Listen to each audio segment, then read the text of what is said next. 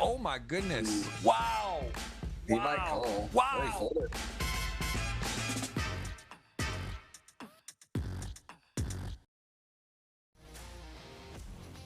Welcome, everyone. We are back for another pregame show on the GG Millions. We got a very special guest recently on my podcast, the man, the myth, Andrew Lichtenberger in the house, Lucky Chewy, known as Andrew. How's it going? Going well. Thanks for having me.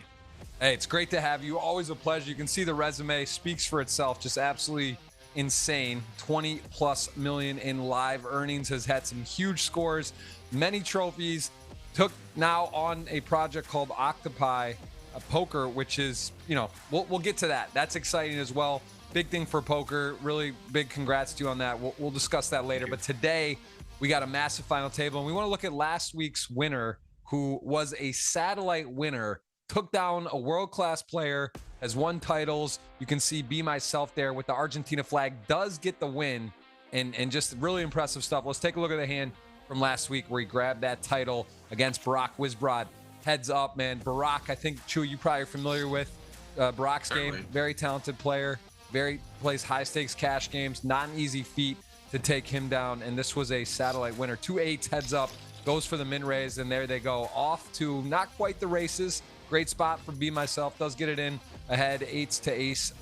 I believe it was ace 5. I thought it was ace 6, but yeah, he gets it in a great spot.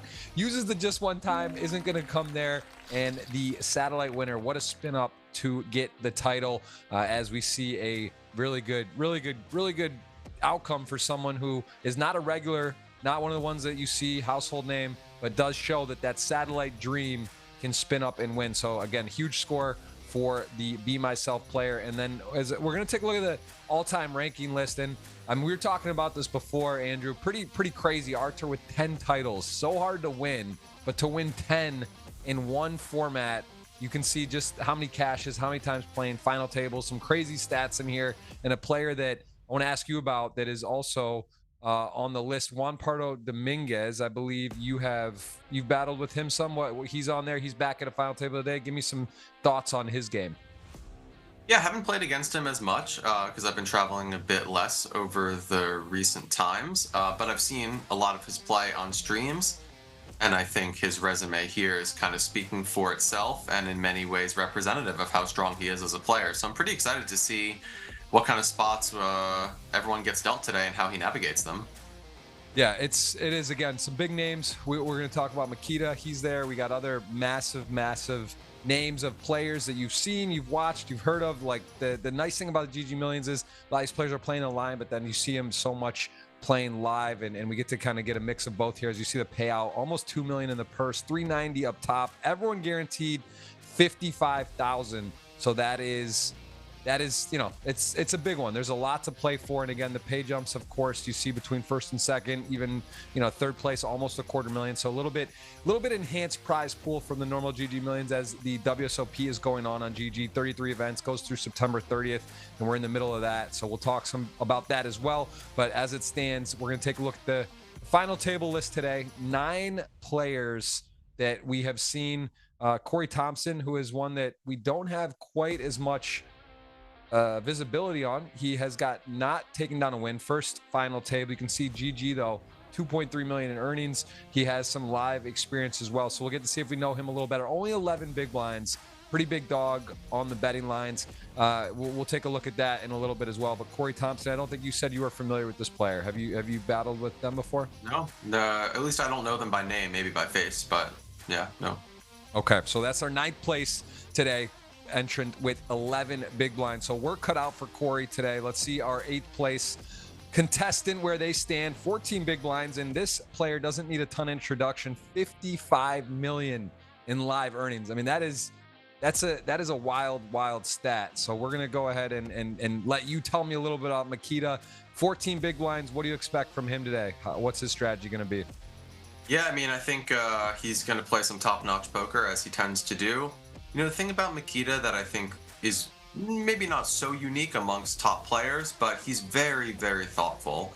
And you can really kind of see and feel the gears turning when the action's on him and he's in critical scenarios. And he even will emote at the table when he feels like, he's made a mistake or when things go his way. So Yeah, I'm excited. It's gonna be fun. Yeah, definitely one of the all-time greats, and interesting to see how he's going to work off 14 bigs.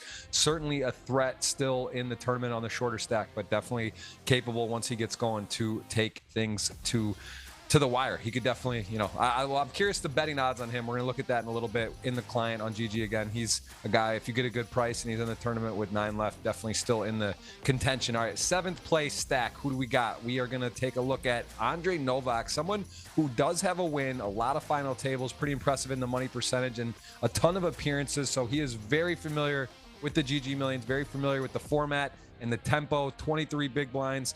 How about this player? Have you battled with them or familiar much with their game? Yeah, again, not by name, but maybe by face. I played a lot of younger, up and coming European players this summer at the World Series, and he may well have been in that grouping, but I don't know him by name specifically.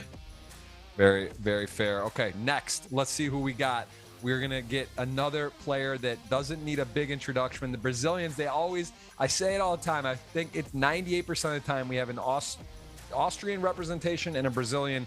So far, there's your Brazilian today with a 2-time champion. Very impressive in the money, 40%, 114 appearances, over 5 million in GG earnings, with over 4 million of those coming from this specific format, the GG Millions 10K buy-in. So again, someone so much experience, but really knows this tournament, knows the blind levels, knows the tempo, knows where he's at, and he has got a healthy 31 big blinds. So tell me about Bruno. What is your takeaways and understanding about him and his game?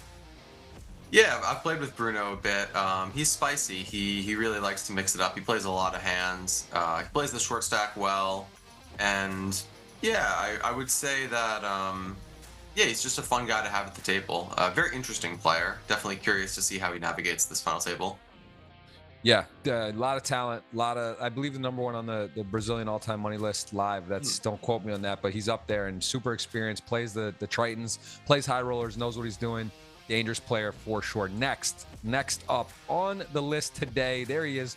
We saw him on the GG Million all-time ranking list. This player, again, just some insane stats. Over 23 million in GGPoker earnings. That's not live. There are other poker sites in the world. I know many of us now don't believe that because GG is just dominating, partnering with the WSOP. Crazy amount of, we sing praise of GG, but there are other sites. So 23 million alone on this site, that is a silly stat. And he also has 3 wins, someone that knows how to finish. Very impressive stats and 146 appearances. If you think about that, that's not re-entries. That means appearances. That means he has almost 3 years of Sundays he has been in this tournament. So a wild stat there. And he has got a nice stack, 37 blinds, Juan Pardo Dominguez. He's been having some great results live. See his name a lot. Tell me about him. Yeah, I mean, a tremendous talent. Again, I don't have that many reps against him, but just from having seen him play on stream, I've played a lot with his compatriot Adrian Mateos, who, of course, everyone probably is familiar with. And yeah, I mean, he's just a formidable opponent. So it's going to be fun to watch these games greats tussle today. Yeah, another very talented player, someone we know capable to finish it off and just dangerous at all times, and does have almost 40 blinds, so plenty to play with. All right, next up, we will take a look at a Daniel Peterson, someone I'm a little less familiar with, have seen the name, impressive earnings on GG, and also GG Millions has quite a list. Does have 9 final tables with no title. Again, hard to win. We've seen some great players have 18, 19 times at a final table and not win. So he's hoping to get it on the 10th one here. Played a lot of times, and he has 8 times satellited in. That's nice value to get into a 10K from, say a 1K or 500, whatever that is. And you can see he's got a 4th place recently as well. So we'll take a look at Daniel and him. I don't know. I haven't played much live with him. What about you? Are you familiar with his game? I don't believe so. What's the flag? Do we know what nation he's hailing from today? That is a good question. I actually was Looks Scandinavian. Finland, Denmark, Norway. I think it's not it's not Finland. That's a good question. We got the chat in here already with almost 300 on the pregame watching. If they can let us know what that flag is, I'm gonna check in with GG and see what that is. You're right. That does look in that region, but I don't think it is. Just a good question. We're gonna have to get. I'm not gonna guess. We're gonna have to figure that out. That is Faroe Islands. Very cool. Which one? The Faroe Islands. Okay. That's right. That sounds right. I've seen it before, but it was definitely not one of those major countries in that region. But yeah, nice looking flag. Let's see how Daniel's going to fare today. We'll take a look at our next player today, who is someone that has some live experience, 55 big blinds, doesn't play a ton on GGMillions, with one final table, and you can see 10 appearances. So see if Roger is going to get off to a hot start. It'd be nice to make your first final table and then win the tournament. People do it. He is in the podium position. He's got a chance. And we're going to take a look at one of his hands that got him to this final table. So let's see the action here as we pick it up with the blinds, 25K 50. Again, on the replays, we don't get to see exactly how many players are left. You do see Nikita with a huge stack there. If I had to guess, this looks sort of like maybe there's 2 tables left, but we don't know specifically. And do we know what the blinds are starting at today? What I think that's a good question too. I don't know exactly. Again, I think this is sort of deep, right? Based on the blinds and the other stacks being healthy. We're gonna get a little look into his game here, as I think it might be 30-60 is the blinds today. So it's close, yeah. Fairly deep. And there we go. Jack 10 hearts does flat the button, goes multi-way, three-way. What do you think about the flat pre-flop here with the stacks, implied odds, and just in general here, flatting Jack 10 suited? Yeah, I mean, it's better, I think, if the stacks are a little bit deeper. Maybe even you want to shove if the stacks are a bit deeper. It'd be a bit unfortunate if the big blind shoves on us. Of course, if the opener gets it in, we can get away quite easily. But yeah, the shorter the blinds are, the less desirable these hands are, right? Because if they put it in, then we're in this tough spot where we're getting good odds, but we don't necessarily want to call off our stack this deep in the tournament, or a large portion of it. So yeah, it's reasonable. Well, he's going for the price with the hearts. He does peel, gets the flush on the river for the attractive price. Kind of an abysmal flop for him in a lot of ways. So he did get a free one, got the flush draw turn, and then hits the jack high flush on the river. What are you thinking with the sizing and situation here? Pretty clear value. Yeah, I mean, something I would often ask myself in Roger's shoes are, what are the types of hands I might be bluffing with? And what are the types of hands I would value bet? I think here the value bets are going to mostly be flushes. Maybe occasionally he improves to 2-pair on the turn or set. But yeah, by and large, I would say, going for it all seems pretty reasonable. Going for a smaller size, if you think it's significantly more likely to get called, is also okay. But his opponent made a good read, it looks like. Got away from it. Yeah, does make the fold, and he does pick up the pot. And again, in third place right now, not as much experience as some of the other players. Does have a very nice stack, 55 blinds, going to be a threat to take down the title today. So that is our third place finish, or third place, I guess, stack where it stands. And then here is a player, Bezjork 5, who has been, I've seen him more often. He seems like the name is more familiar. He's got 90 big blinds today. GG earnings 642, GGMillion earnings 81K. I think it was pretty recently we saw him gather that score. So I'm not so familiar with the player, but I have seen him recently and seems to be in good form. Just has a score and now has you see that July 9th place. And then again, now he is in the second position at this final table. So let's take a look at one of the hands that he played to get here. So he is on the button, similar to our third place hand, the 5-6 suited.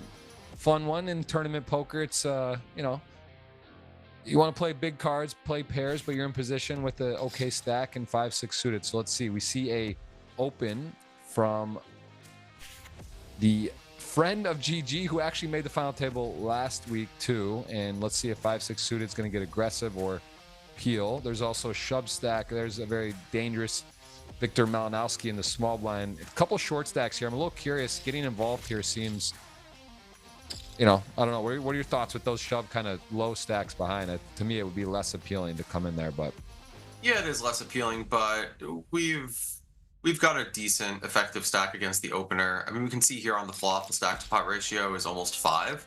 So there's some decent playability. It could be better if the blinds were deeper. We'll get shoved on less, and we'll be able to see the flop a little bit more. But, here we are. We've got a flush draw. We've got a gut shot now.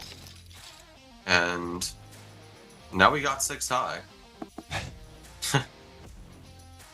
yeah, we certainly can't win if we check, so I have a feeling if this players who I think they are, or even remotely close, we're going to see a bet. Yeah, That sizing here is interesting. It's one of the highlight hands for sure. I don't think we're seeing the white flag. There is a big bet on the river, 6 high. Definitely, again, one of the rules in poker for bluffing. If you have one of the worst possible hands you can have, it does seem like a good idea. Tell me about the candidate though, bluffing in this situation. Generally, you don't want to have the missed flush draw, right? But based on how it was played in positions, I mean, it can't always be perfect. So tell me about the candidate and sort of break down that river bluff sizing and if it's mandatory. Yeah, I mean, I hesitate to say it's completely mandatory, but the idea of bluffing with a missed flush draw is that your opponent will often be folding a missed flush draw. They won't want to bluff with it themselves because we have a lot of hands like this one that we would have called with. But how often does our opponent have a hand, particularly with the 6 or the 5 of diamonds in it? It might be more likely that they have a jack 10 of diamonds or a queen 10 of diamonds or what have you. So I think the earlier position the open comes from, the more likely it is we're up against a higher flush draw. And, maybe this is a scenario where just that is happening and we're able to target those higher diamonds, which, justifiably could have bet both flop and turn to fold out a mid pair, or, the flop bet was very small, right? It was seemingly around 10 or 15% pot. So, yeah, I think it makes sense to bluff with this hand. 4-5 suited is another hand that comes to mind. And yeah, I think most of the time, when players bet twice and check the river on this type of board, you can somewhat remove the strong aces from their range. It tends to be a hand that is either trapping or giving up. Most players don't bet twice with a hand like, ace 5, ace 4 suited. Certainly, even less likely would be a hand like 10s or jacks. So yeah, I think it makes a lot of sense, and yeah, well done. Nice pot to win, certainly. Yeah, nice pickup there, and again, showing the willingness not only to bluff, right, which I think a lot of people would say, okay, I get to the river, I have this, it makes sense, 6 high, not going to give up, picks a good sizing, gets a fold, but I think also just more of the willingness to play. Also seeing those 2 short stacks in the blinds, knowing you're going to get shoved on sometimes or have to get pushed out, but just showing really wants to play pots. That's what it stands out to me. This player is willing to battle, wants to play, wants to be in the mix, wants to go for chips. So again, a little bit of indication, I think, what we're going to get to see today, as we are going to break down now the chip leader. Let's take a look at the leader of the pack in a massive 91 stack, very similar to the stack we just saw in second, but 91 blinds, 81 appearances, has got a win. Nikita Husanov, who is a player that, again, doesn't need a big introduction, been around almost 10 million in GG earnings, 1.5 of those coming from the GGMillions, as we will take a look at a hand to get him to the chip lead of today here. Let's see the action on this hand. 1.7 million, big blind, king jack off.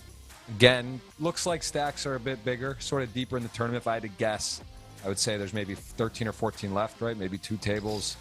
Right now, 7 and 6 or 7 and 7, as they're 7-handed here, or it could be anywhere from 13 to 15 players remain, as we do see a under the gun open from the player we just saw, the second place stack for today. So see if it's going to be multi-way or close. I think these are always interesting, the big blind versus early position raises, and it's always a bit tricky, right? You're kind of going into uncharted waters that can be a little rough, can be a little bit wild, hard to play, and you kind of hit top pair type things and you're guessing a lot. So let's see if it is multi-way or just heads up. And if the button called, if the button had flatted here, would you like to peel with king jack off, or what would your line be in that spot? I certainly wouldn't fold it. I could see a 3-bet and try to nudge out the under the gun player and then put some pressure on what is going to be, a weaker range from the button. But calling is certainly reasonable as well. And here's kind of the scenario you were outlining, making, a pair against the early position player, but this hand is so strong. I have a feeling we're going to see Nikita put a lot of money in here.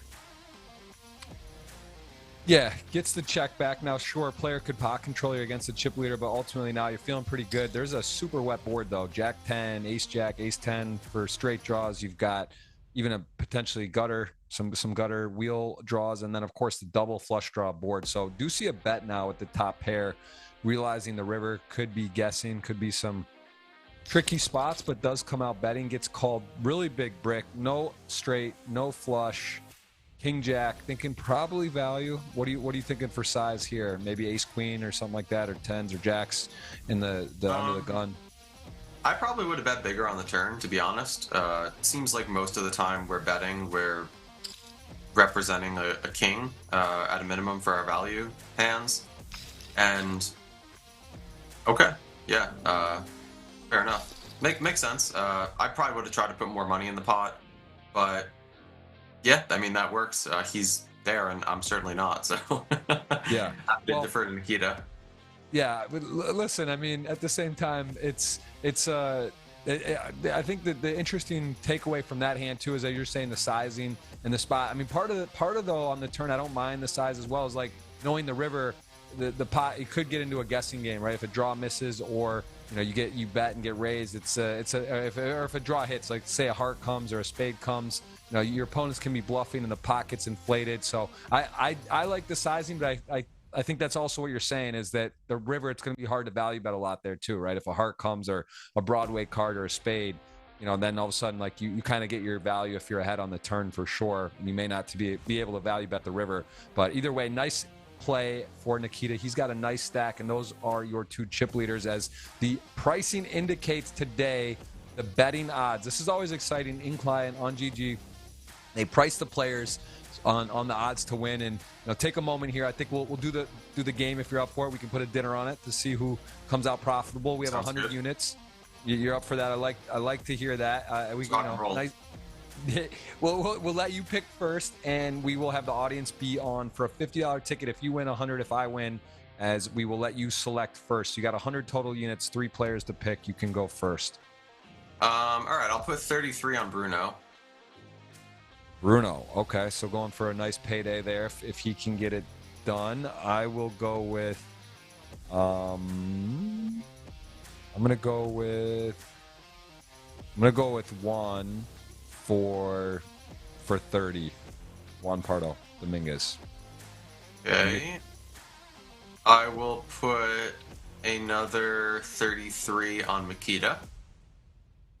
Wow, you're going for the scores, and you're going for talent and price. I already like your picks way better than mine right now. I'm actually not loving how this is going, but I'll go with the chip leader Nikita. I'm gonna go with kind of a weak. I'll go 50 on him. So if he wins, I'll make a 50% return, and he's the chip leader. And dinner EV2, nice dinner. I know you like nice places, nice sushi and stuff. So I'm gonna try to win our bet as well. I got 50 there, and now your third pick. I'll put the remaining 34 on Mr. Peterson. Wow. Okay. Nice. I like the selections, and then I have 20 left, and I will go with. I'm gonna go with. Man, tough. I'm gonna go Novak. I like his game. Get 340. If he can get it done, long odds, almost 360 for that price. So those are the 3 players, and if one of the other 3 win that we didn't pick, audience will get a $100 ticket. 50 if one of Chewy's win, it'll be a 50, and if my pick wins, 100. So also a $100 ticket on GG is available. I'll get that link in the chat here, but that you guys have a chance to pick your top 3. So you literally can go on Twitter, go to GG, and you type in first, second, third. Doesn't have to be the correct order. You just have to get the 3 right, and that will be a $100 ticket. So that giveaway is live each week. They do that. That's there. Or go to my Twitter. I retweeted it, and that is going to be an opportunity. So we got multiple giveaways for you guys today for available money to win. And tell me about these pricing, just off the cusp. I know you've played a lot of final tables. I always find it super interesting to see big names like Makita or Bruno, right, that are further down. Do you think that's more value to go for someone deeper with this? Like, does anything jump out as extreme value to you based on their big blinds and where they're positioned? Not especially. I was just kind of feeling the vibe to root for some underdogs today. So, yeah. Nice, very nice. Well, look, I got to say 3.32 to 1. That does seem, even with the chip lead, that it's hard to win, right? 1 or 2 pots, you can be in middle of the pack, or even stuff happens. So it is hard to go wire to wire. The 2 favorites are priced pretty heavily as favorites. So let's see how this is going to play out, and then we will be looking at the end to see how we do with our 100 units and who ends up getting it done. I got to say, this is, again, another stack final table. It is during GG WSOP. Of course, GG acquired the World Series of Poker for $500 million August 1st. So big congrats on that. And we will be hopefully going to get to play some of the events if I can get out of the country. I know you said you haven't played much online poker. When's the last time you were really grinding poker online? When is the last time? Probably about a year ago. I played a lot of the World Series stuff that went off on the U.S. domestic network. I'm in Vegas, so playing on WSOP.com. Yeah, around a year ago. I put in some decent volume, had some nice results. Very, very nice. Well, listen, everyone at home, I got to say, we're gonna give Mr. Chewy a chance to kind of run down. And again, I want to remind you, he was on my podcast. That's number 204. We had a nice conversation. We talked a lot about Octopi Poker, talked a lot about his career. You guys can go and learn more about Andrew. But Andrew, tell me about Octopi Poker here before we kind of close out the pregame show and going to dive into the action and be calling some interesting hands. Tell me what, if you're a viewer at home, what it allows you to do and what you're proud of about this product. Yeah, I'm proud of many things. It's been a really interesting life experience learning how to run a company. I'd say for everyone watching, it's a social learning platform. It's a place to come learn more about the game of poker. We have a vibrant Discord community where I'm pretty active. Stephen Chidwick is also in there, fielding some questions from some of our members. And we have a lot of different features. They're not all fully fleshed out yet. We have a database functionality where you can upload hands and review them. We have the Vault, which is a database of streamed live hands. Maybe we get some GGMillion hands in there at some point. We run some analytics and simulate some of those scenarios and help people learn, what the game's greatest players tend to be doing to improve their skill sets.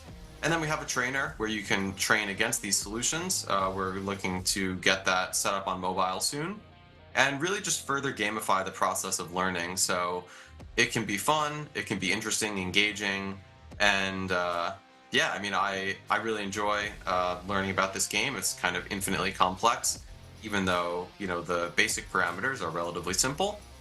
And it seems like every single time I play or, watch a stream like the one we're about to jump into, there's always more for me to learn. So yeah, I found there really to be no better place to spend my time, energy, efforts than helping others do the same, and hopefully it'll be rewarding for all of us.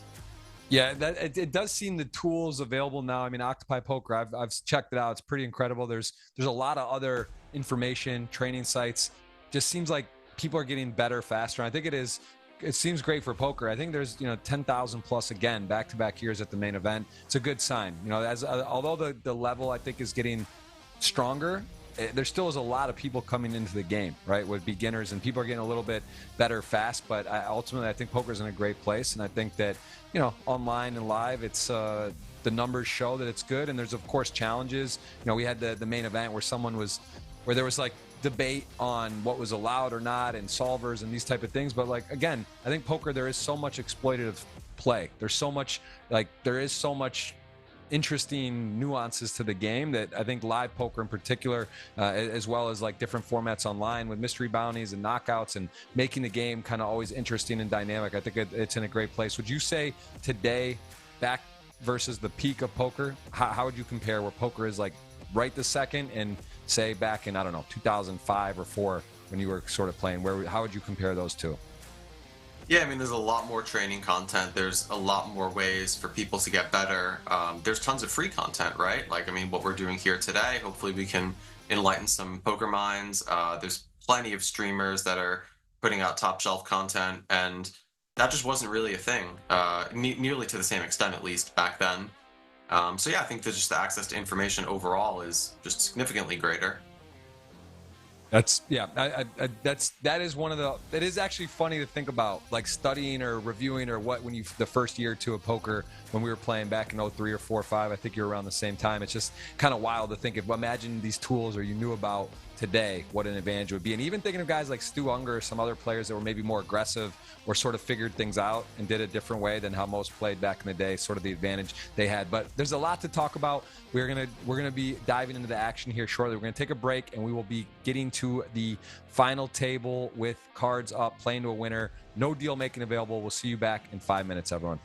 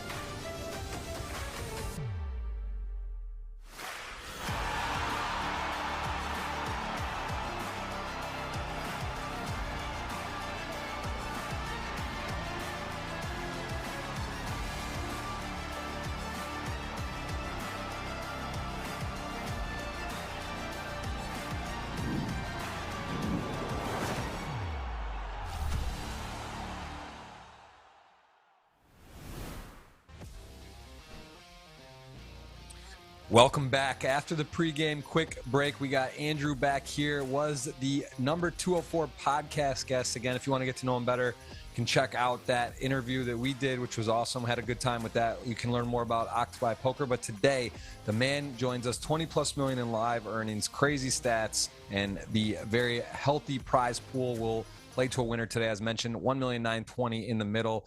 Almost 400,000 going to go to the winner. So again, the pay jumps, 5.5 buy-ins for ninth goes all the way up. So almost 85,000 difference between first and second. Again, lot to play for. Two really big stacks, couple short stacks, big names today. Everything you can ask for.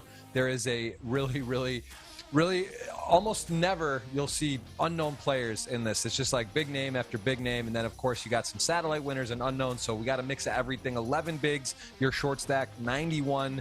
Essentially first and second are tied with 90. Pretty big drop off to third, 55 blinds. So we got big stacks, we got short stacks, and then of course the middling stacks. A lot of pressure, a lot of ICM.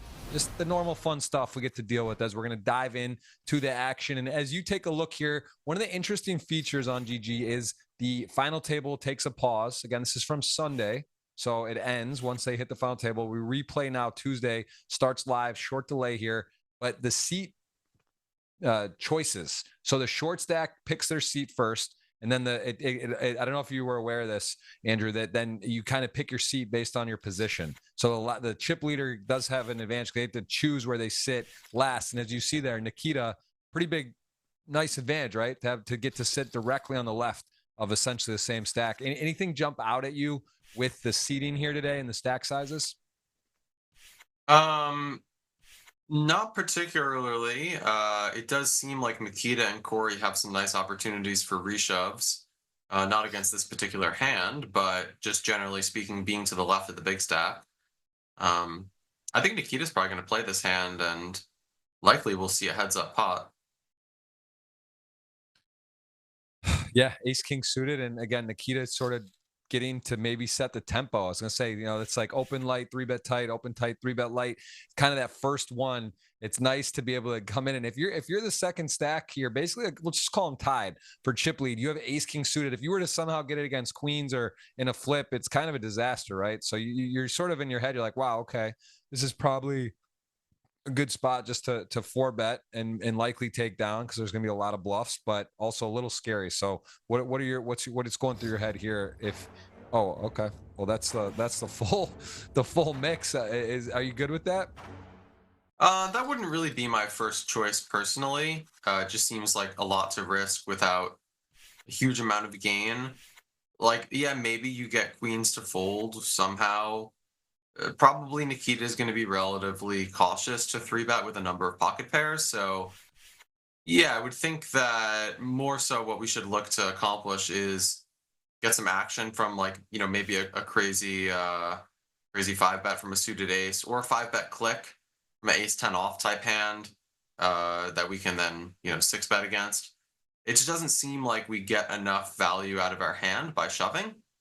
But I think it's, a reasonable play overall. Like, you still have an incredible holding in a late position battle. So, yeah, wouldn't be my first choice, but I get it. Makes sense. I like this shove. Yeah, here we go. Corey going to go for it here. 8-5 suited, A6 off. Andre showing not afraid to make a sort of ICM-ish gamble. Does get a good spot on the flop. Gets a pretty much hammerlock on the hand. And Corey Thompson is going to go out 9. Tell me on this hand, what are the options from Corey and also Novak with A6 off ICM? I mean, it's not like is that an instant call or where's your cutoff there? Yeah, I think it's a relatively straightforward call. And as far as Corey's shove goes, I mean, he's in last place, so he doesn't have a whole lot of pressure against him. Yeah. He just kind of has to make something happen, and that's a reasonable opportunity, all things considered. He's just going to get a lot of folds from better hands. And, it's unfortunate that there's a lot of folded cards, meaning that, more than likely there's some better cards, at least on average, in one of the blind's hands, and 8-5 suited isn't really that. But yeah, I think it's well played by both players. Nice little C-bet from 10-9, ace-jack folds. Nikita gaining some steam back from that last hand, and here's some more steam for him. Let's see if Astork does open this ace-5, you know, this is where the dynamics start to develop, right? We could well see a four bet from certain players at least. I could imagine they would take advantage of this opportunity. I mean, this is kind of funny because, of course, here he goes, Nikita. You can see the queen nine suited sort of strategy, probably going to be a bit aggressive and attacking on some opens, realizing that this player is going to be opening wide. But just of course, having ace king suited and then ace five. Here he goes as aces. It could have just been night night, some like insane cooler first and second, get in and he shove into aces. And this time he does not have a hand to play with. But either way, they're again the two big stacks going to be playing a lot. We already lost a player down to 8, and your short stack now is Mikita Badziakowski, who is again 55 million live earnings, just an absolute crusher. And he knows he's got actually a pretty good seat, like you said, to reshove, right? He knows these two players are going to be opening wide and putting pressure. So if he's able to pick up a hand, he's going to have a pretty good understanding of how wide they are and where he can sort of get some folds on opens, and also, maybe get a double, right? Maybe get a good opportunity to double up where he is a big favorite, and they do call off as Roger there. Our start third stack hasn't got involved yet. 2.5 million. Saw a hand he played, the Jack 10 suited on the pregame show. Welcoming everyone. We got over 600 watching. Just started here. We will play to a winner, and we have Mr. Lucky Chewy in the building. One of the pillars, the legends of the game, Octopi Poker Man, who is how much time are you spending on that right now? I know you're pretty immersed. So you're one of those guys that just does things well. You're not playing like mixed games and PLO and run around doing everything. I feel like you're just so focused. What you do, you crush, and that's one of your things you're doing. You're focused on Octopi. What is your day to day on that?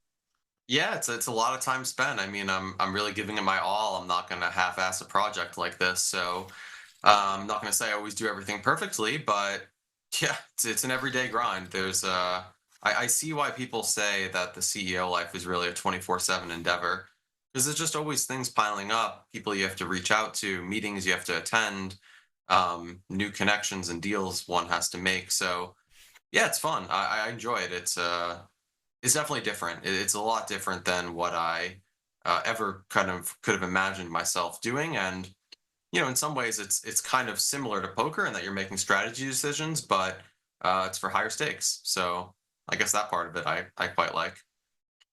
Yeah, it's a good point. It's fun. It's different. It is one of those things where you kind of something I think about often is really see here quickly though, Nikita.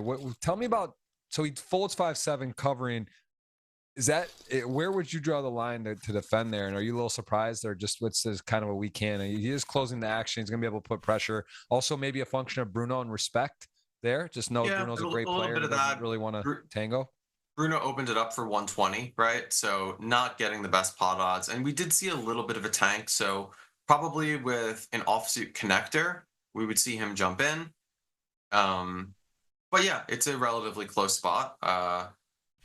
And this is one of the scenarios. Okay, well, he does fold the button, but I was going to mention Mikita, even though he's short, against the wider ranges that these players will open with, he's going to have a decent amount of fold equity. Despite the fact that he is relatively short, because we saw the ace-5 off open in early position. It seemed like Nikita might have considered opening an 8-9, although he passed on it.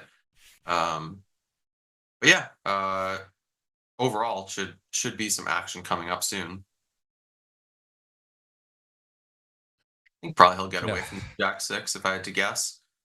It feels like we don't really benefit much from playing this hand. He agrees. It's always nice when a great player like Makita agrees with your thoughts. Yeah, he just seems to know he's aligned. I think you're in the same wavelength. He's on his own planetary universal wavelength, though. I think there's not many that really approach and have the experience and the results, right? 55 million. I don't even know what's that put him in top 5 or 4. I got to look. I was checking earlier. I didn't look at the all-time rank, but that is a lot of earnings, man. 55 million. You're up there with the Bonomo and Bring Kenny school. I think, let's see. He's got 5th all-time on the money list. So pretty crazy. One of the younger guys as well. And definitely someone that I know just demands respect, has a lot of Triton results, titles, and is just not a guy you probably even, yourself, when you see him at the table, you're sort of like, all right, like there's not much going to be given away here. There's going to look for other places to try to win some chips and stay away. He definitely is lurking, and I'm sure the players here, they're aware. They see him at the back, and they're kind of hoping he just finds his way out and can enjoy the rest of his day, because they do not want to see him get going in over $1 million in chips, as he has been patient. 600K, 12 big blinds, but still plenty to play with here as our big stack opens up. And again, we know that he wants to play. We saw the 5-6 suited example, taking a spot, flagging on the button, not mandatory, likes to play, and he's got a big stack. So I think we could see a 9 million chip pot between Nikita and Bajork 5 there, right? There's a possibility. These guys are not afraid, and they're playing already, showing us they're aggressive. Possible, yeah. I wanted to touch on what you mentioned about Makita. Of course, I agree with the sentiment, but I think it is important to recognize that, there's really no free lunches at high stakes poker. And it is up to each player to really bring their best in each moment, each day they sit down to play. So, I've had this happen. I know other great players have had this happen, where sometimes you just kind of don't bring your best.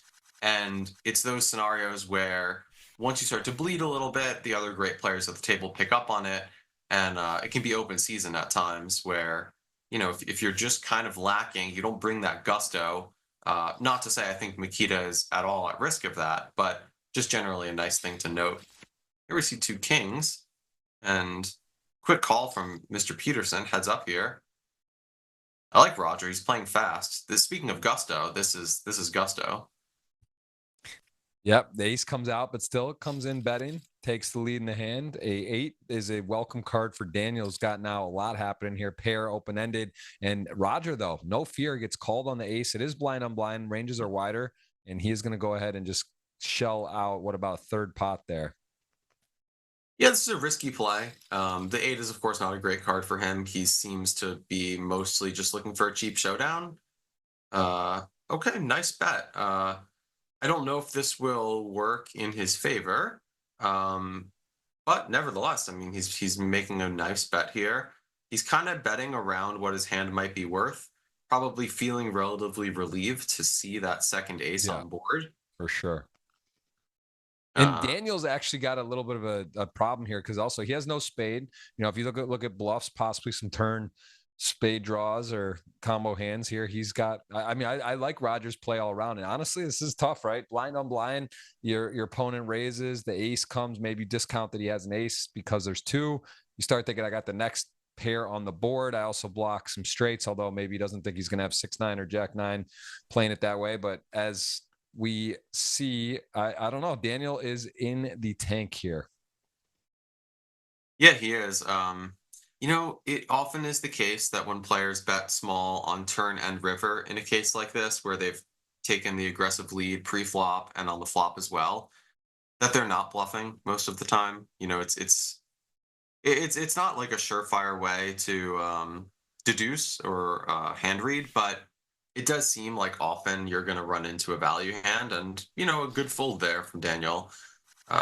He'll be pleased to see that he was indeed behind. Yeah, good fold, and something I mention a lot, guys and girls and players participating in this tournament just seem to get the decisions so right, so close, and players are also so good at knowing where they're at this level, at where their opponent, what their perceived hand is, what it is, and the sizings. So it's just a lot of, it's always interesting to see who makes a great fold or a great value bet in spots. It's almost like they know exactly what their opponent might be holding. It's pretty cool. And we got a question in the chat. I got to take it. Mike Jones asking you, can we get some 2-month, 2 million stories from Chewy? I forgot to ask you that on the podcast. I mean, that was such a cool thing. And I remember at the time when it happened. Tell me about that. How would you summarize that in a moment, in an elevator, a pitch, or if you had to meet someone and they asked you in an elevator ride, what was 2 months, 2 million to you? I mean, it was wild. It was my first summer in Vegas. I had an incredible run at the World Series, 18th in the main. I got second in a 5K shootout. So, it was just completely wild, overwhelming in many ways. As far as stories go, I mean, pretty much all the most epic moments got captured on camera because, well, the camera crew was following us around. That was kind of the idea of the show. Trying to think if there's anything that happened that wasn't really on camera. It was just my first summer in Vegas, and I was kind of just getting my feet wet.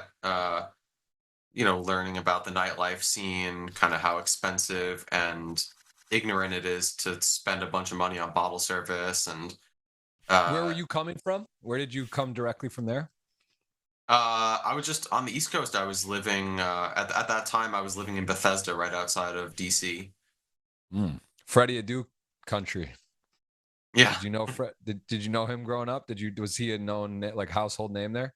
No. Do you know who that is by any chance, or am I just The completely? musician? Uh,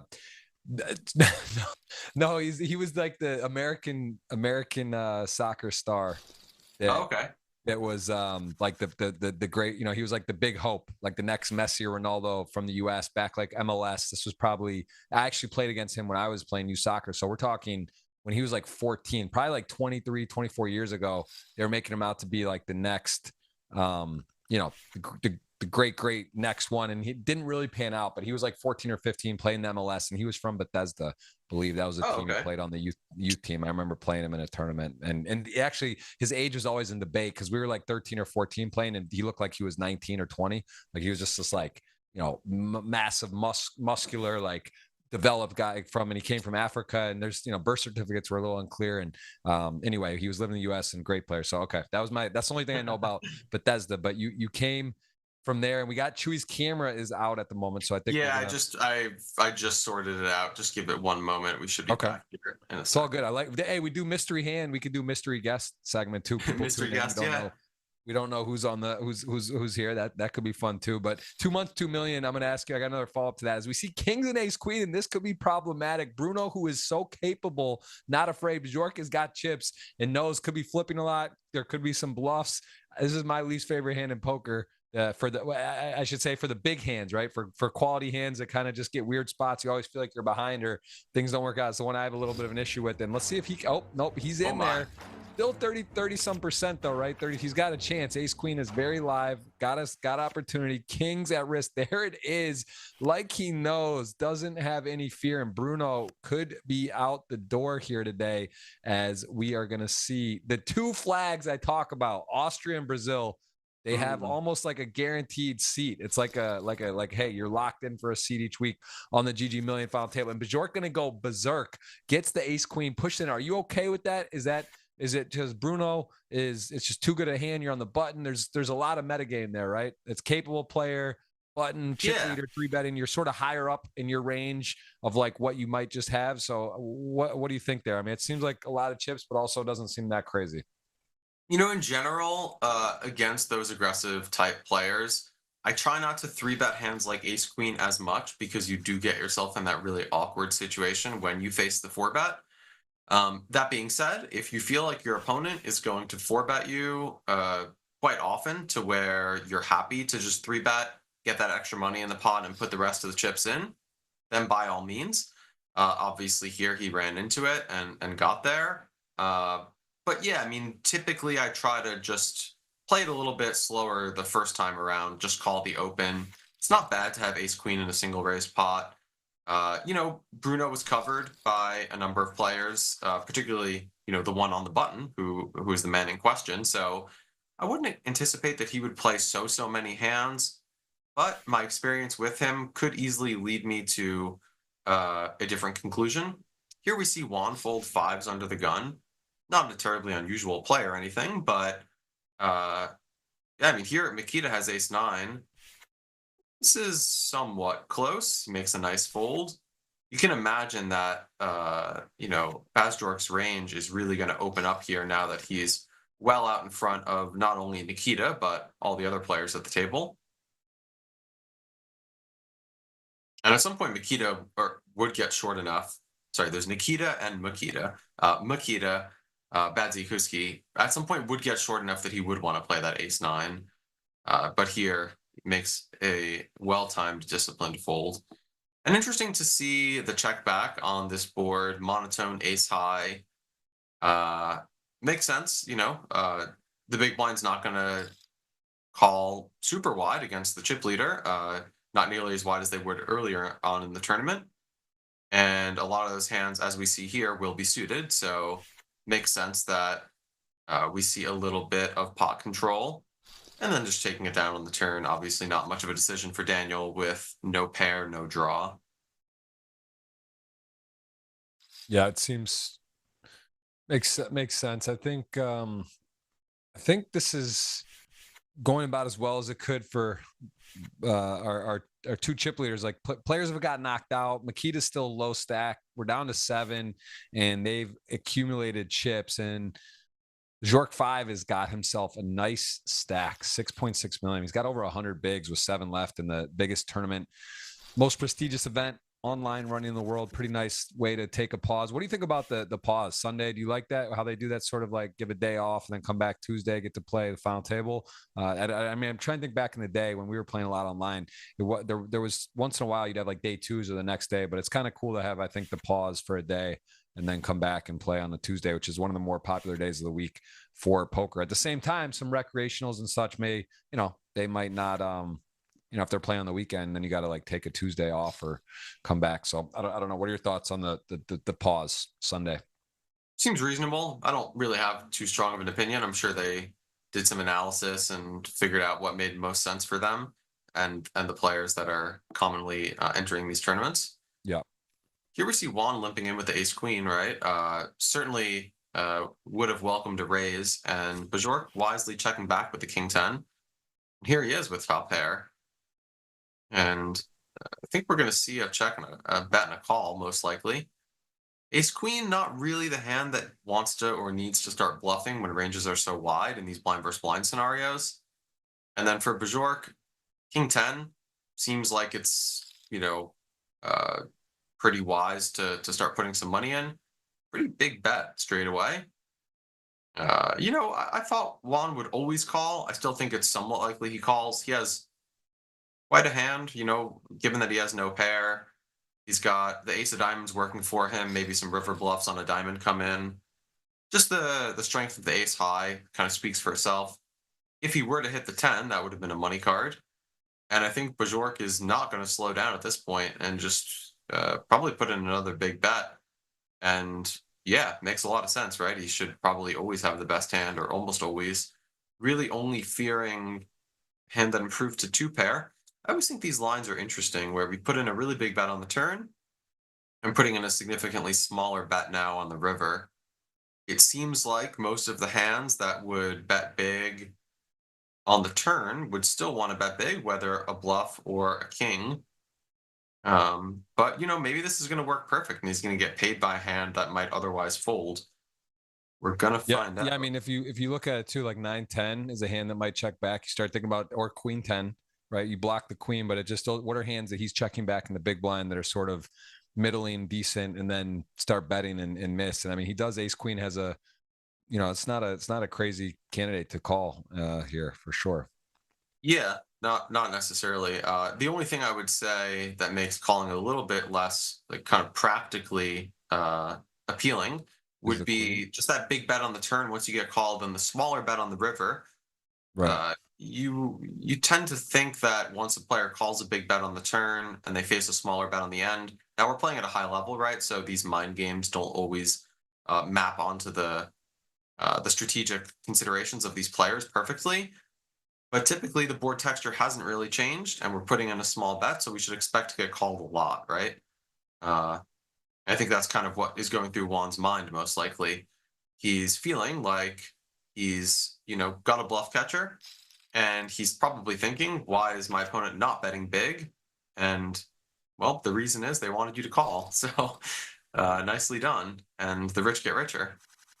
7.5 million, a little bit of a runaway situation going. Well played there. And yeah, I mean, it's you can't blame him. Also, I think Bajork 5 has got himself a decent image. One, obviously aware that he plays in the, he knows this player likes to play pots and is capable. I think that's one of the fun parts about poker, is when you're aggressive or play a lot of hands and capable, it's a little more fun, right? Because you get to bluff more, you pick up pots, but then also you get paid more, and you just kind of have a wider range of opportunity, a wider range of makes it more difficult for players to play against. Here he goes, king 4 off, going to go ahead and attack the ace 4 suited calls. Had a really good spot brewing, but now less nice as he does flop a weak top pair, slows down. Yep. And this is a nice play. I typically like these lines myself. Coordinated board, very wide range to raise first in with this big chip lead. A weak top pair kind of makes a lot of sense to check with. And now I think we're going to probably see some value betting again. The king has a pair of kings yet again. And yeah, this will be interesting for Nikita. Okay, against that bet, I think he's always going to call. You know, we often deal with these scenarios where we have this is a relatively weak hand, right? It's ace high and a gut shot. We're against a very wide range. And we might anticipate that our opponent's bluffs come from hands with a 4 or a 5 in them, at least in part. So that's slightly less desirable. But, you know, the ranges are wide. So it's not terribly unlikely that we're up against, you know, a hand like, interesting, we see a check from the king 4. Understandably not loving the 7.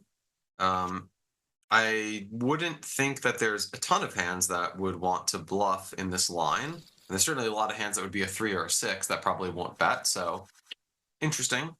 Perhaps some flush draws, perhaps an 8-9 sort of holding. Yeah, yeah, it's I mean, it's just going his way right now. He is up and cruising here. Ace 9 button, pretty good spot. And Makita really has not had a chance to spread his wings at all. Even, you know, a couple modest possible spots he even stayed away, and he is laddered a bit. Of course, not a player that's looking to fold his way up the ladder by any means here. He's got the risk premium so low, not even close to anyone shorter. I mean, pretty seems like a pretty good spot just to peel, right? No reason to shove. You're going to get called most of the time. Yeah. And you have 7 high and it plays well. And here he goes. He calls and a complete whiff with ace 9 making top. And Makita likely going to be getting a little bit shorter here. 309,000 now, going to be through the big blind. Yeah, and a really nice fold from Nikita pre-flop with the ace 8. Definitely wanting Nikita to get involved and potentially get stacked and lock up a pay jump there. More players that get knocked out, the less pressure Nikita has against the chip leader on his right. So I'd imagine he's looking forward to that. And let's see what happens here. Okay, so Makita is getting really short. Is he gonna decide that this is his time? I would think not. Ace 3 is so weak, especially when you don't have any fold equity. And now for the king queen suited. You know, this might be one of those scenarios where you'd rather shove a hand like Jack 10 suited because you get to fold out a hand like King 5 off. Whereas with King Queen suited, you don't mind that hand so much staying in the pot. Now, does that mean you're always going to win against it? Certainly not. This might well be an example. Let's see how this plays out. Okay, so we see a check back. Now we got the nut flush draw working. Probably a check from the king queen of spades. Hard to imagine you fold out a better hand with a bet. And hard to imagine you get called by too many worse ones. This hand might well just check down. Kind of both players feeling like they have enough showdown value.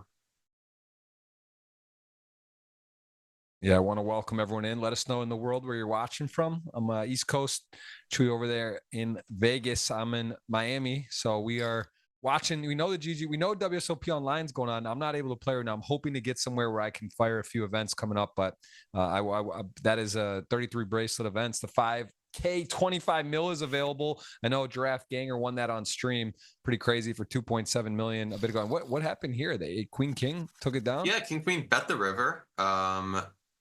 I presume it was a bluff. I have seen similar value bets been made before, but I would imagine it's somewhat unlikely that that was the spot chosen for such an idea. In any case, he won. He had the best hand. He was going to win either way. I don't think Bajork was going to bet the river, so yeah, he'll take it down. And then immediately saddling up with ace king. A nice spot for him.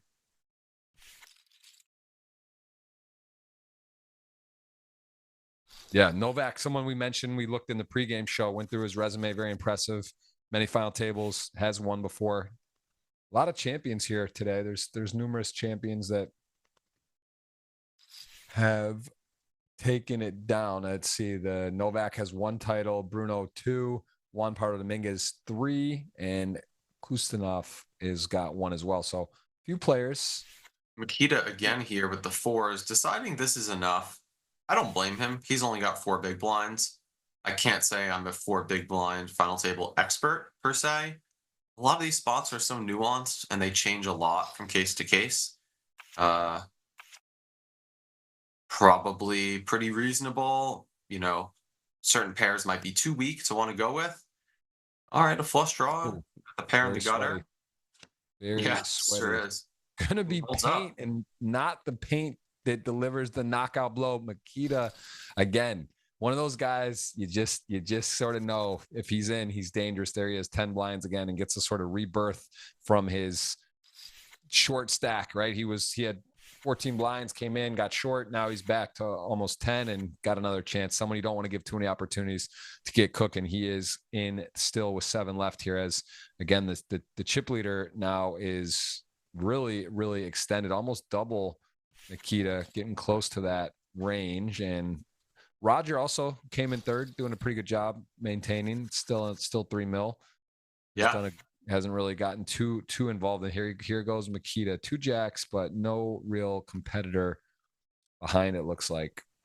Yeah, if he min raises, which I anticipate he will, Bajork may well play the queen 9, and we could see a bit of a hand develop. Okay, so 2.1 times the big blind, putting a little bit extra out there. We saw Juan fold queen 10 last hand, quite a nice decision against the chip leader. We can see this dynamic developing where, you know,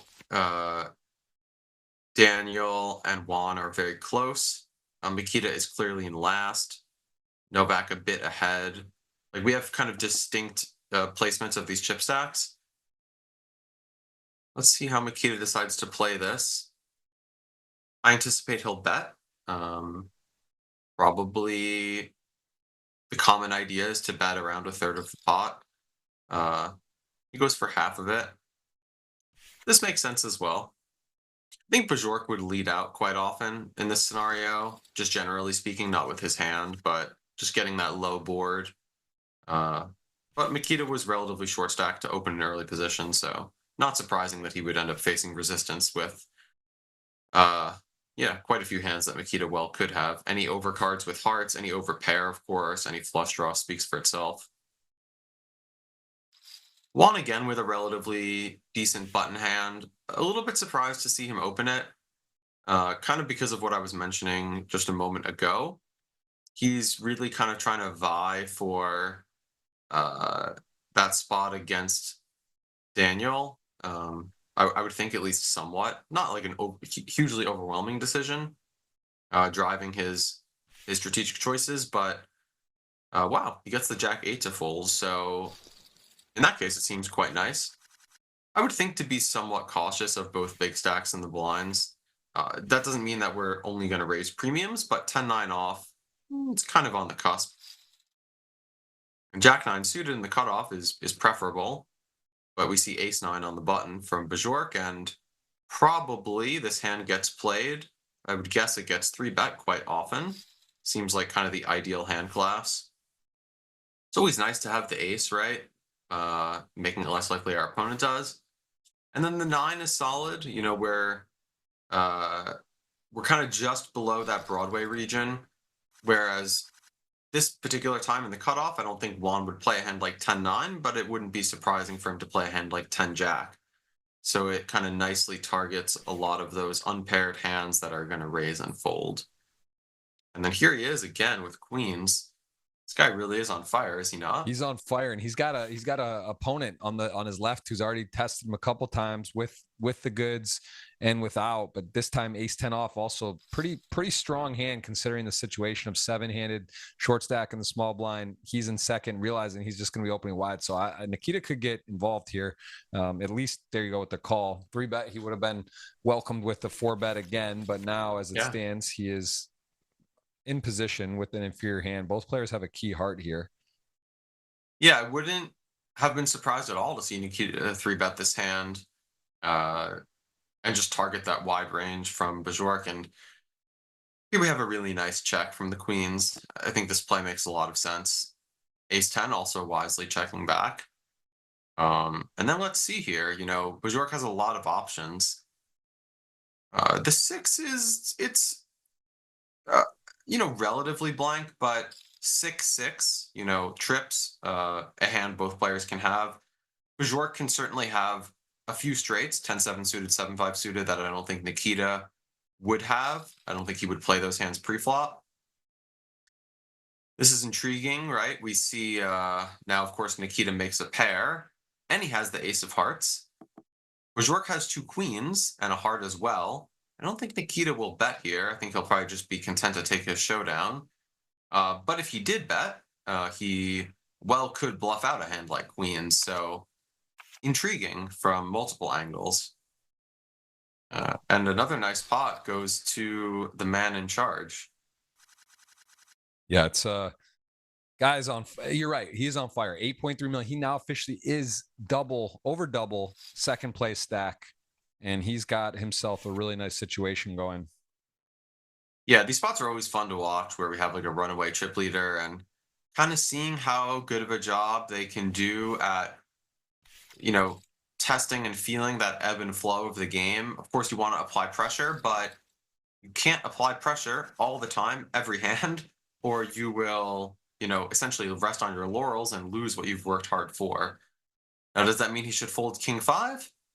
Not sure. He played it last time and it didn't work, but this to me makes quite a bit of sense. And it's really just Nikita who he probably would prefer to get through. And, dissimilar from how Bajork played his ace queen against Bruno earlier, we see Nikita taking the more cautious route and just playing passively with a strong hand, not wanting to face that 4-bet and have to be in a really tough spot. So Bajork has some things working for him here. He's got the 3 spades. He's got the 3-5-6. And, as it were, everything's working out for him. And he's got perfect timing here. Nikita, not really the best hand. I don't know if I want to say completely bottom of his range, but it's pretty far down there with a club and a diamond on that 2-spade board. The overcards are great, but yeah, another one for Mr. Bajork. Yeah, he is fully engaged right now. He is really in the zone. And again, the tied for chip lead, direct left to start, but he has separated himself, got kind of a nice early ace king suited, set the tone, 4-bet jammed on a light 3-bet, and then got to, sort of just things sort of working for him as the runouts have been, and also some good play, some good aggression at the right times. And that is how you get yourself a big chip lead, as Makita, king 4 suited, still looking to get involved. Roger actually could be playing a significant pot here, as has a good pair. And he is. Let's see. This queen 8 suited. Yeah, queen 8 suited coming in. So the 9's just calling. Ace queen, I think, is definitely going to re-raise now, would be my thought given everything we've seen. And the queen 8 suited, assuming that happens, will fold, and then Roger will have a decision with his 9s. I think we're going to get some interesting insight into what kind of player Roger is. All we've seen so far was that nice hand he took down with the kings. So big squeeze here. Yeah, it goes for the gusto. And I mean, honestly, the sizing is big, and Roger's sort of looking around at the stacks. Makita's short. You're in a comfortable third. I don't mind him getting out of the way there. I think that's a really tough spot. What would be your breakdown on how you would normally look at that if you're in his shoes for Roger? I don't mind it at all. The questions you'd really want to be asking yourself there are, how wide is Bajork going for the squeeze play there? If he's going to do it with any ace, right? Of course, that at that point, the range is too wide, and we just have to kind of defend in some capacity, most likely through calling, but, you could argue to back shove. But if he has a more reasonably constructed range, especially using that big size against Andrei Novak's 24-ish big blind or 25 big blind stack, it makes sense to just let it go, kind of live to fight another day, and let some of these guys knock themselves out. See this 4-5 suited. not interested, understandably so. At some point, the suited connectors would get strong enough that we want to play them. And Makita with this 9-4 suited, he's in last, but that's a pretty unattractive holding against a guy that seemingly can't lose a pot and is playing very aggressive. So it does make sense to pass on it. But I'm sure he's jonesing to play some hands. Most good players are. Yeah, he likes to play pots. He is on. I mean, this at 9 million. This is again one of the. I say it. It does feel, those at home watching, if you guys can let me know if you see. I don't know if we've seen this big of a lead with this many left. I mean, this is a lot. 7-handed, 9 million. He's almost getting close to 3x second, which is pretty crazy. And this ace-4, you could almost justify just sending this in. I mean, the guy's playing a lot of hands. I don't know how much I like a 3-bet. I think it's a call or a shove. Okay, he does go for the 3-bet.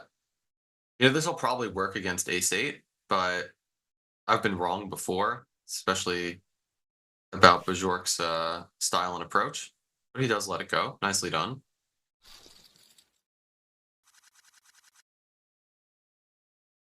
So a very small chink in the armor. Still over 9 million. And 2 queens for Mr. Peterson. Yeah, I just realized Bruno getting knocked out was pretty bad for my my team. That's a third of my team in the gutter. Yeah, that's tough. That's gonna be, it's tough. We got Makita as well on the long. You're going for long shot Hail Mary unit scores. You're going for glory dinners. You're doing a lot, but I'm trying. I got the chip leader who's actually, no one picked Bajork, right? I didn't pick him. I got so. You got Nikita. I got, yeah. Shoot, and Juan, I right? don't have. I think I have Novak. I had Novak. And you have Novak. Okay. And then you had Bruno. Yeah, Bruno gone. Makita short.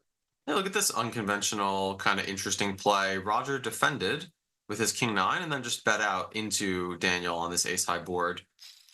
And there's a number of turns where, oh, well, that's certainly one of them that's going to put him ahead. I'm curious to see how Roger approaches this. He does just go for a check. We saw him make a few small bets post-flop with a marginal hand and kind of bet in some sense what he felt his hand was worth. Always very curious to see how lesser known players approach these situations. Clearly there's, logic in the thought process, and it's always fun to try and discern what it is that they're up to. So now Daniel with his queens making a pretty creative bet, and to his credit, getting the king-9 to fold, potentially thinking that if Roger has a weak ace, he doesn't like seeing the king. And if he has a draw, he wants to deny him equity. So a really well-timed and well-executed play there. Kind of some top shelf ideas. And even though I only have 2 team members left, I'm pretty glad to see that going down.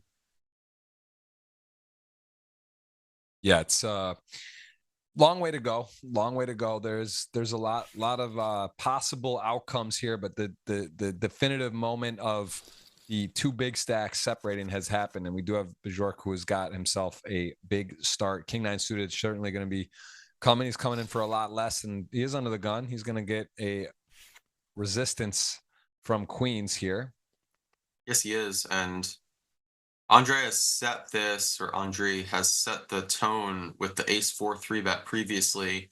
These dynamics always start slow, right? And then they develop, and a player like Bajork, I don't get the feeling he's one who really likes to fold to too many 3-bets or aggression generally.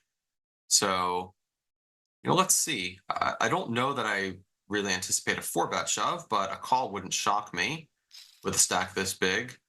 He does, and he's got the middle pair. Let's see how he proceeds here. He's got to be pretty careful. A lot of Andre's hands are going to have an ace in them, right?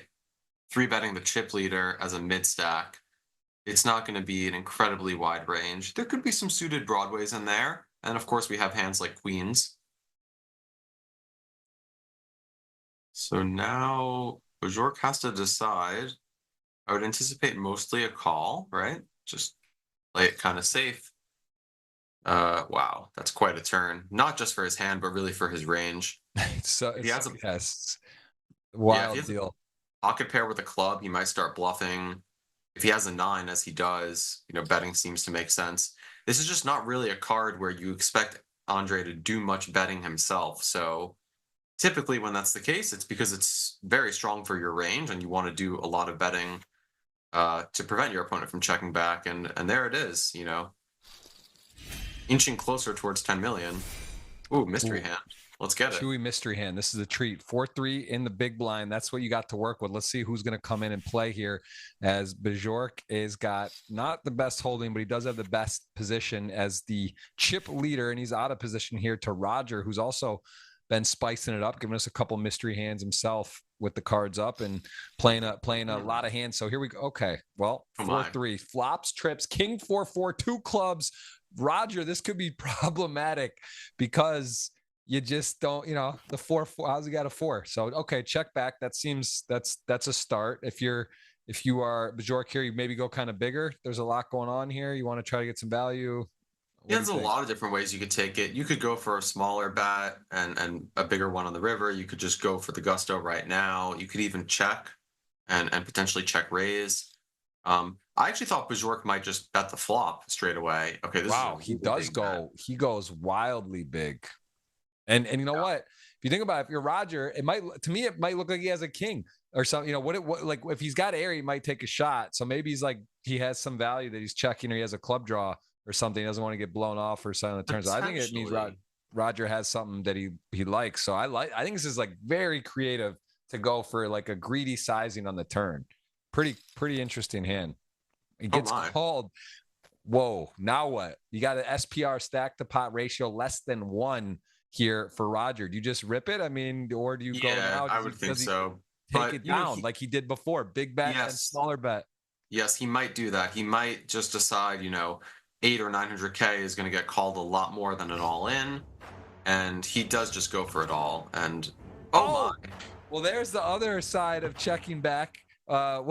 When he had something, he had a little of everything there. That is quite a flop, and one of those ones where you're like, one of those lessons you can put in the book as chip leader. Wow, 4-3 off, I'm covering whatever, but hey, you play a dog track hand and you can get dog track results, and that was a nasty cooler there as a very big moment for Roger, who's going to go into a powerful second out of that moment. Wow, cold deck is right. A lot of emojis out. People didn't see that one coming. I didn't know what was going on, but I mean, as played, you can't blame Bajork for getting the chips in there, right? But that is certainly pretty wild run out or flop, I should say. Yeah, and we still see him well out in front. He's still got more than 2 times. Oh wait, no, sorry. Now Roger is in second place. He's still well out front, but yeah, that's a big shift. All right, we should probably see a post flop hand here. Wow, that's quite a flop. Top pair, top kicker, and the nut flush draw. And Nikita has to decide, does he want to bet out into Daniel here? If he does, what size, what kinds of hands? He does go for it. Makes sense. He's got a phenomenal hand. You can't really go wrong. And Daniel has a hand he probably would have liked to check back with and take a free card. 3 to a straight, 3 to a flush, and ace high. And he's going to have to call this bet, I would think. It feels as if folding a hand with this much potential, even though against Nikita's hand, it's a great fold. I'm a bit surprised to see that, but it was indeed a very well-timed fold because a lot of things could have gone wrong on later streets. Ooh, couple hands here. I mean, Jack's against one part of Dominguez, who is going to be playing pretty good spot. Looks scary though somehow still, right? The straights can come, flushes, the queen over. I mean, this isn't like a guaranteed double, but an interesting now. I mean, yeah, obviously fist pump for Makita with this action, just an open sort of committal all in. He's going to know he's got the best hand. It's just a matter of, is he flipping? I need this one, bro. And yeah, I need this one big time. This feels important for everything at stake here. And Makita might have a lot of tables going because he's not thinking about calling off here. He's just he's waiting until the vibes are perfect to get the money in. Ooh, this is the real top level. Look, he's not even putting the rest of the chips in. talk to me about this. And normally I would think this is something different. Is it him RNGing? Is it just what is it? What's the deal there? He calls big favorite to the turn clean, 1.1 million at risk here in Makita. Can he fade a paint queen? He does. That is a moment for everyone. Although Juan Pardo Dominguez is shorter now, they flip, but Makito's got some gasoline there now off of over 15 bigs, right? 700, 1.4, a little more than that. He's got almost 1.2. Yeah, that's big. And we're going to see Juan put the rest of his chips in here and presumably take it down unless Bajork really wants to gamble with him. I don't think anyone else will. Yeah.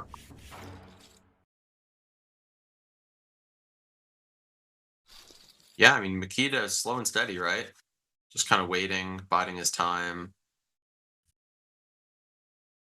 Okay, Yeah, let's see what happens here. He's just, that's a man that's played a lot of final tables. Kind of always, you just know, he knows he's got a plan for every stack size, every situation. And now he kind of weathered the storm.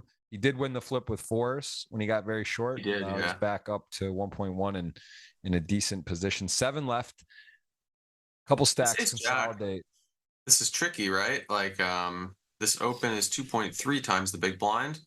Bajork does go for the 3-bet, and I don't think Daniel will fold ace queen. I think he'll probably just put the rest of the money in. Seems like Bajork has played aggressively enough thus far that he's kind of earned himself this play. If he has a better hand, you could definitely see him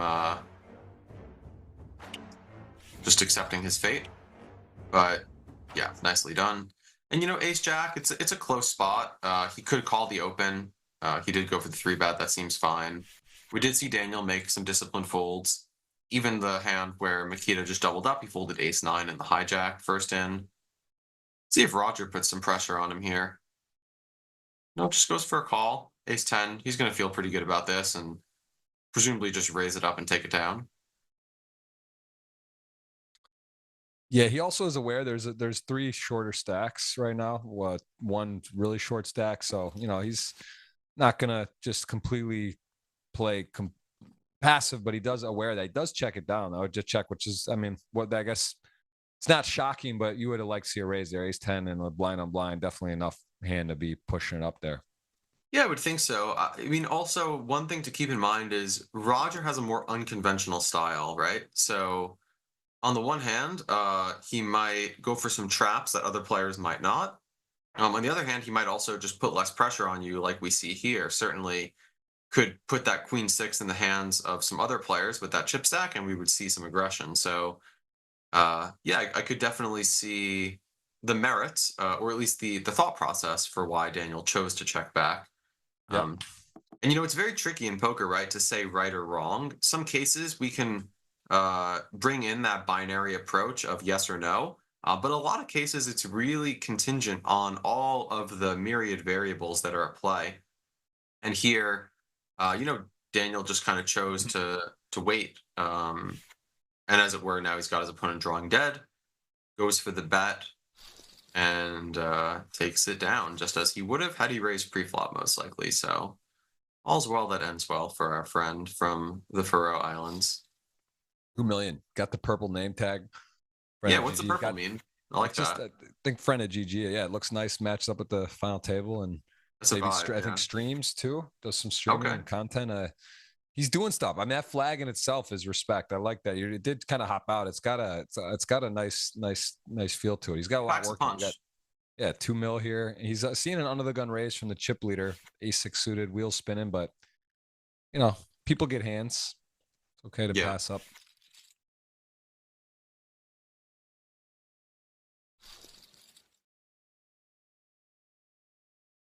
Okay, little break. Yeah, take a little pause, see what's happened there. Can see 7 left, and again started fast, had a couple big knockouts, chips as well. Went one way. Now we've sort of leveled off a little bit, although there's still kind of 3 really healthy stacks. Everyone else sort of playing for life right now. We are going to see a winner today. No deal making, and we have got ourselves some massive streams coming up on the 24th and 3rd, I believe, of October. Going to be again the 5 25 mil on WSOP for GG. That is running the WSOP events on GG. So that is going to be one. We'll have a 10K special edition GGMillion, another huge purse as well. And we have got ourselves so many great guests lined up, almost 1,000 watching now. Appreciate you guys hitting the thumbs up and subscribing. It means a lot. That'll be part of the giveaway keyword, which we'll put at the end of the stream as well. And again, the link on GG's Twitter, $100 ticket is available. So you guys can do that as well. Only 83, about 10% of you hit the thumbs up. That's weak. We need some energy, man. If you're enjoying the stream, if you're enjoying the action, if you're enjoying Chewy in the building, hit that thumbs up. And again, if you want a free ticket, that is going to be a keyword at the end of the stream that we will queue up for you guys for a chance at a $50 or $100 ticket as another pot for Novak, who has been active as well. Hasn't quite got it going. Has $1 million though. Hanging in there, about tied with Makita, two of the more experienced players, sitting on $1 million. Juan Pardo Dominguez. He's had some, what was it like? I just saw he had some score just lately again, didn't he? I thought he's been. Yeah, in Cyprus, I believe, was runner-up in the 300K Super High Roller Bowl. Yeah. Yep, 1.9 million. That's right. He also just won the 25K in Monte Carlo in May. And I think you were saying you just got fourth against Nikita when he got second in one of the 25Ks WSOP. So you battled with him recently in Vegas. We played a reasonably lengthy final table. Nothing crazy, but had some spots. And okay, these fours, yeah, they're going in.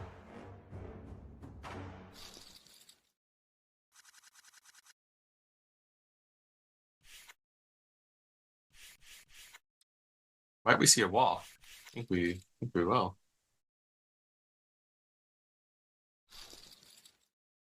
You know, I was going to make mention something that I've observed. I'll drop a gem here. You know, for as far as breaks go, if you yourself smoke cigarettes or play against people who do, something to be aware of is a lot of times players who are waiting to get that nicotine back in their bloodstream will play a little bit more, I don't necessarily want to say tight or passive, but let's say less energetic leading up to the break.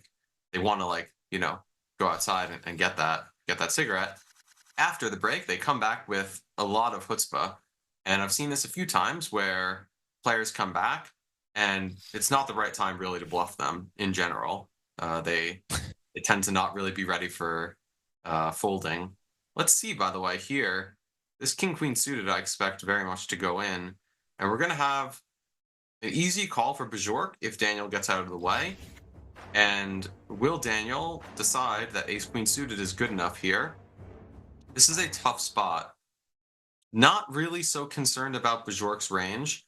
Of course, it's not great that if we commit half of our stack, we'll be very perplexed what to do if he puts the rest in. I guess we will. Can you cold call here? There's certainly a threshold where you have to cold call because it doesn't make sense to put the rest of the money in, and where you have to put the rest of the money in because it doesn't make sense to call and fold. And we're kind of right, seemingly in that region. I have a feeling he will go with it. It's very close. Really what he doesn't want to see is ace-king, right? Of course, he does put it in. He's going to be very happy to see king-queen suited.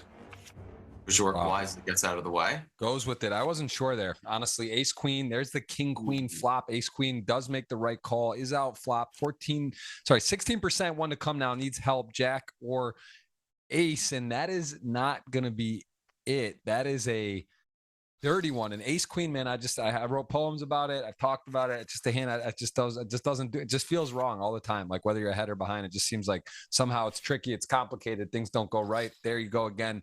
Ace-queen, not a great result, but does make a good play. Daniel does get it in a good spot. So, I mean, again, credit to him to go for it and be correct. Doesn't get the result there. Still also has covered Novak. And I think, as you mentioned, sort of deducting that he wasn't as worried about Bajork, right? So he just kind of thought, hey, how's my hand performing against this player who's shoving, who's aggressive, capable, and does have some suited broadways, does have some aces that I'm beating, and ultimately did not win. And here we go. This is also Novak, just some newfound chips and ace king. I mean, this is a lot of hand versus the chip leader who's going to be active here too.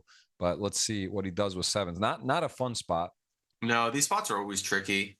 Uh, there's just no easy way to navigate, right? If you call, we're dealing with this very low stack to pot ratio. We are in position outside of flopping a set or some, 4, 5, 6 kind of board. We're never really that thrilled. Uh, it really all comes down to how often do you think your opponent is bluffing in a general sense. And then practically sometimes you pick up a timing read. Um, you know, maybe there's some other things playing into it.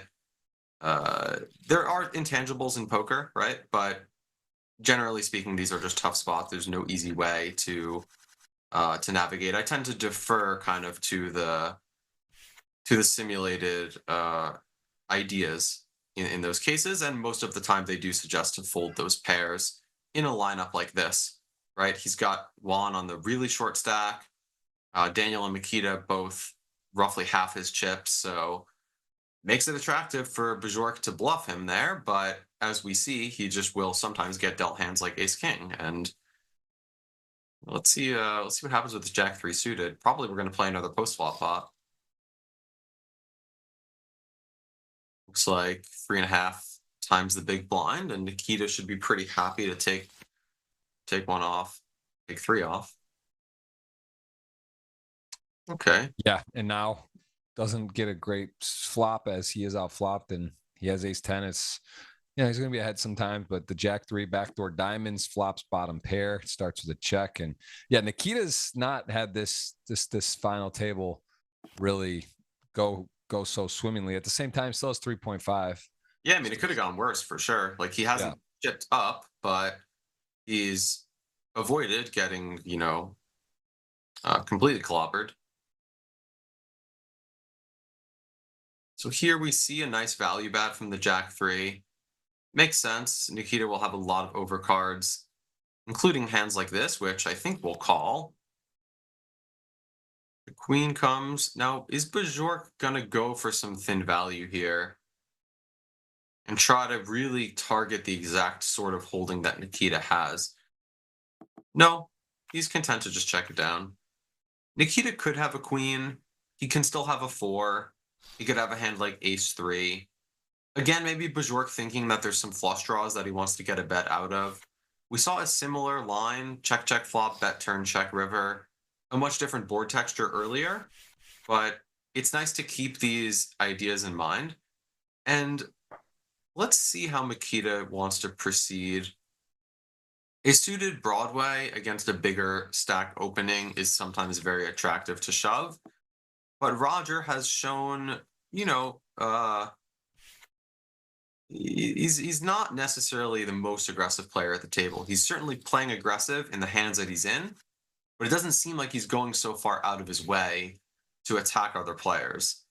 And for that reason, Makita kind of just takes the more passive route, which makes sense.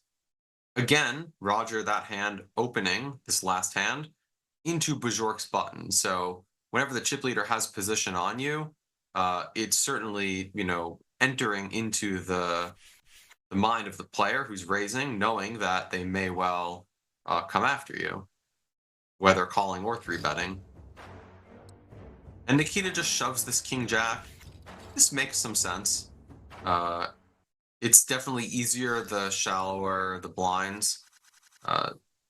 Andre's stack was, upwards 25 big blinds or so. Not really wanting to give him the opportunity to shove over the open with a small pair or, a suited Broadway. Even if he has a hand like, let's say a queen 10 suited that Makita had last hand, he's still not going to be able to call with king jack. So kind of just going for it all right there.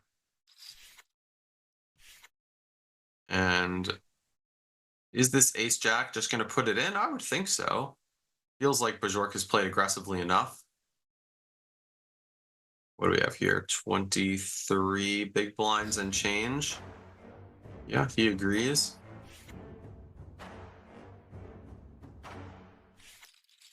Yeah, Bajork 5 was on sort of unicorn land, just running hot, everything going his way, and 9 million. Little adversity, still 7.5. He's sort of bounced back even from that time still, but he's in command of this table at the moment. Ace 10 off going to be coming in, and no one really much to defend with. Ace 7, this is a tough spot if you're Daniel, because the range is so wide, but sort of like the situation that's not fun.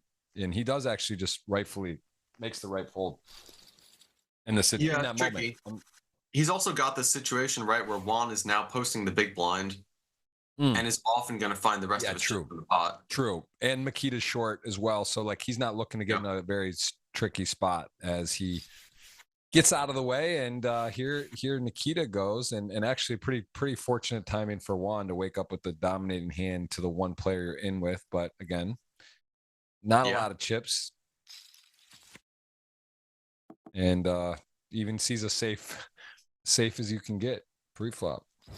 He very much is going for the slow play. Yeah, the big pot. I mean, now we got 3 stacks with the same, basically the same stack. The 3 shorties at 700, 640, and 770. Then you got basically, podium position 7.75 and 3.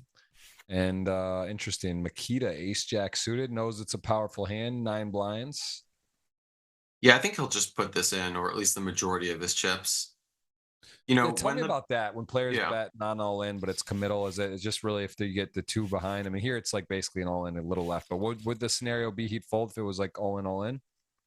Makita in this particular case, I think no. But earlier we saw Juan with the queen jack suited put in like half of his stack. Certainly in those cases, you leave yourself enough room to fold if multiple players go all in behind you. Sometimes, let's say Bajork did have a hand in this most recent encounter to call Makita. It may well just get checked down post-flop, Makita wanting to maintain his roughly 1 big blind, and Bajork wanting to be able to put excess pressure on the rest of the table, knowing that Makita has that single big blind left. So it can serve multiple purposes. It can be really important in some cases. And I think just generally understanding why it is that idea might come into play is sort of the most important. Yeah. Well, the 7s Roger folded there. I'm a little surprised. I guess there's rejam stacks behind and also implied odds 2 million only, but he did fold 7s. Didn't even think about calling with the open. I guess not crazy at all, but just knowing his game, and he likes to play pots a bit, and a little would have thought he would have considered playing there. But you're good with that fold, right? The 7s. It's a tricky spot. I mean, again, we've touched on this a few times with the hands leading up to the final table, and then a few here. When those shorter stacks are behind, it's not overwhelmingly helpful for us to play hands that are of a more marginal nature, just knowing that we're going to face that all in. And Roger's kind of doing his thing, right? He's just, he's got that great cooler against Bajork. Generally speaking, he's winning most of the hands he's playing. And it seems like, he folds the ace-5. He's not really stepping too far out of line. So, maybe he thought it was a relatively on-the-line decision, and 2 8s, he would have been in there. But yeah, it makes sense. Like, he's got a good thing going on, and it seems like he's kind of happy to keep riding that train.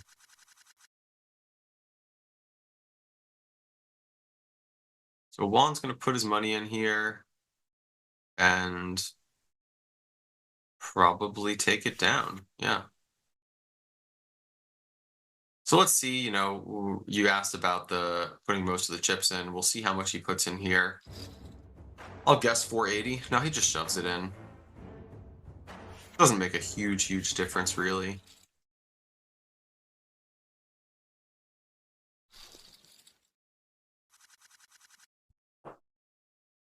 There can be times where putting in, a smaller portion of your stack can actually really hurt you if players call with hands that they might otherwise not. So now he's got the ace-king, which is, of course, excellent news for him. Taking the blinds in Andy's 2 hands in a row. Pretty nice. I see why you picked him, Jeff. He was down to just 180, right? Mm-hmm. Fighter.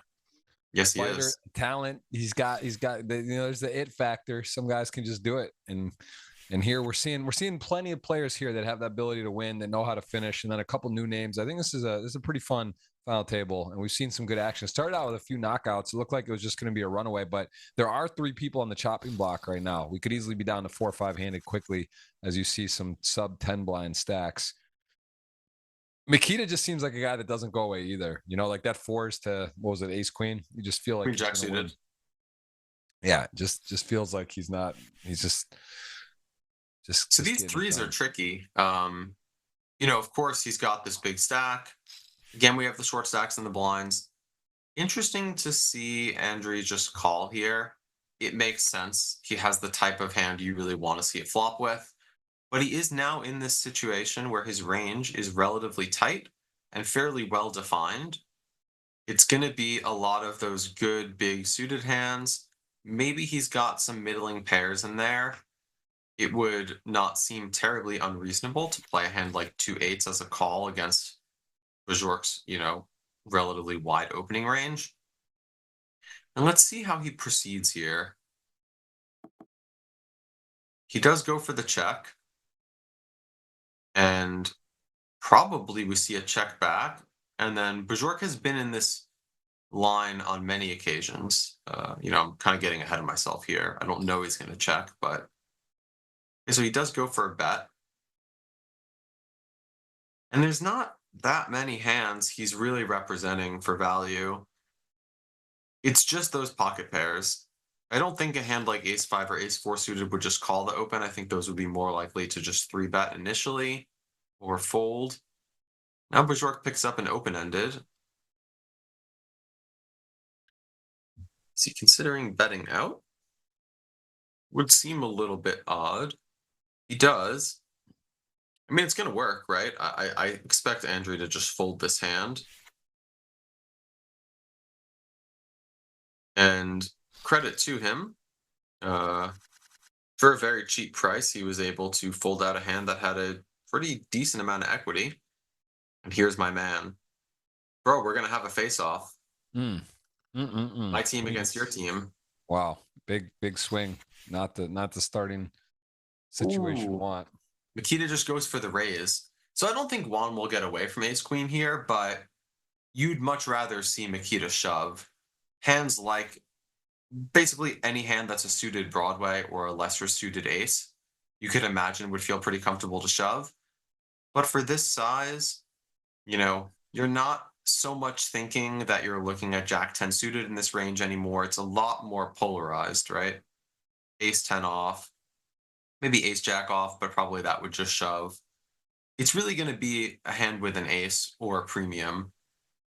So yeah, let's see. Interesting. Juan goes for a really tiny 3-bet. Wow. And so Makita is going to shove, right? And it's going to be another roughly 415-ish thousand back to Juan. I mean, I guess he's going to fold against that range. I think. Man, he's getting really good pot odds. I would presume this was his idea.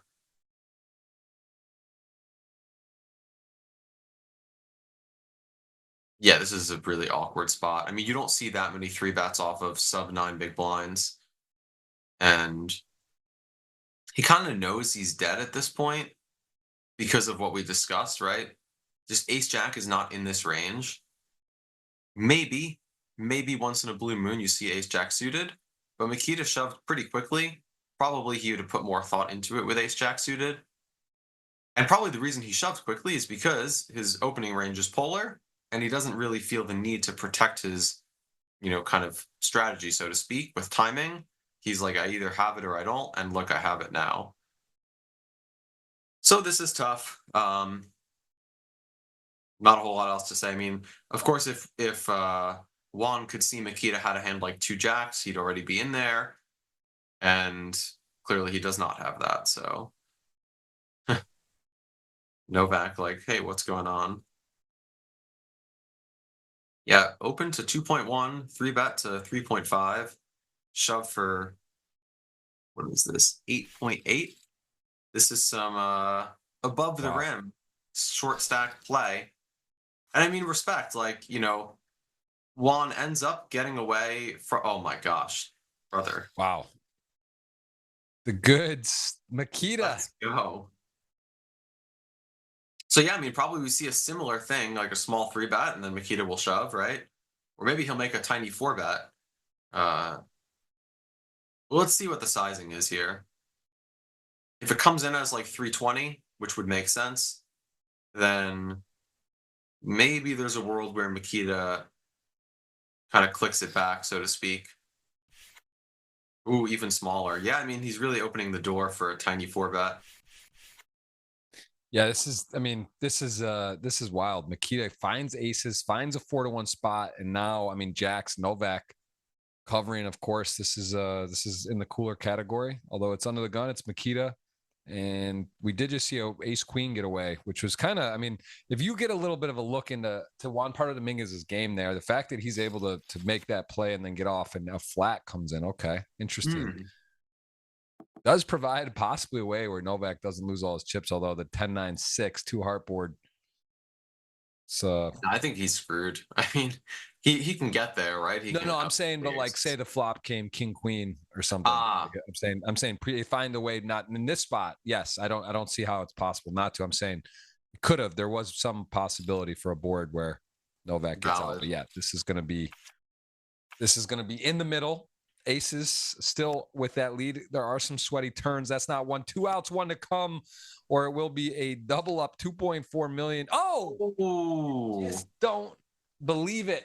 But some guys can achieve it, and that was a massive, ridiculous run out, and just shows you how hard it is to be short stacked and come up the ladder. Also, why when you see a chip leader, why it's so important to have a chip lead, because you can withstand those beats, those adversity, those crazy setups, the flips, right? So when you're chip leader, there's so much that goes into that. And there we go. We saw someone almost make that trek from the bottom to be a force and then is out. And that is a 7th place finish.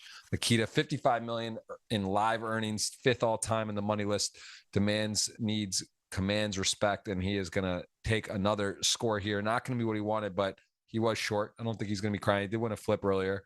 And a little bit of a dramatic run out. Novak, though, 3 million now in 3rd, 5 left. Queue up the giveaway here for you guys shortly.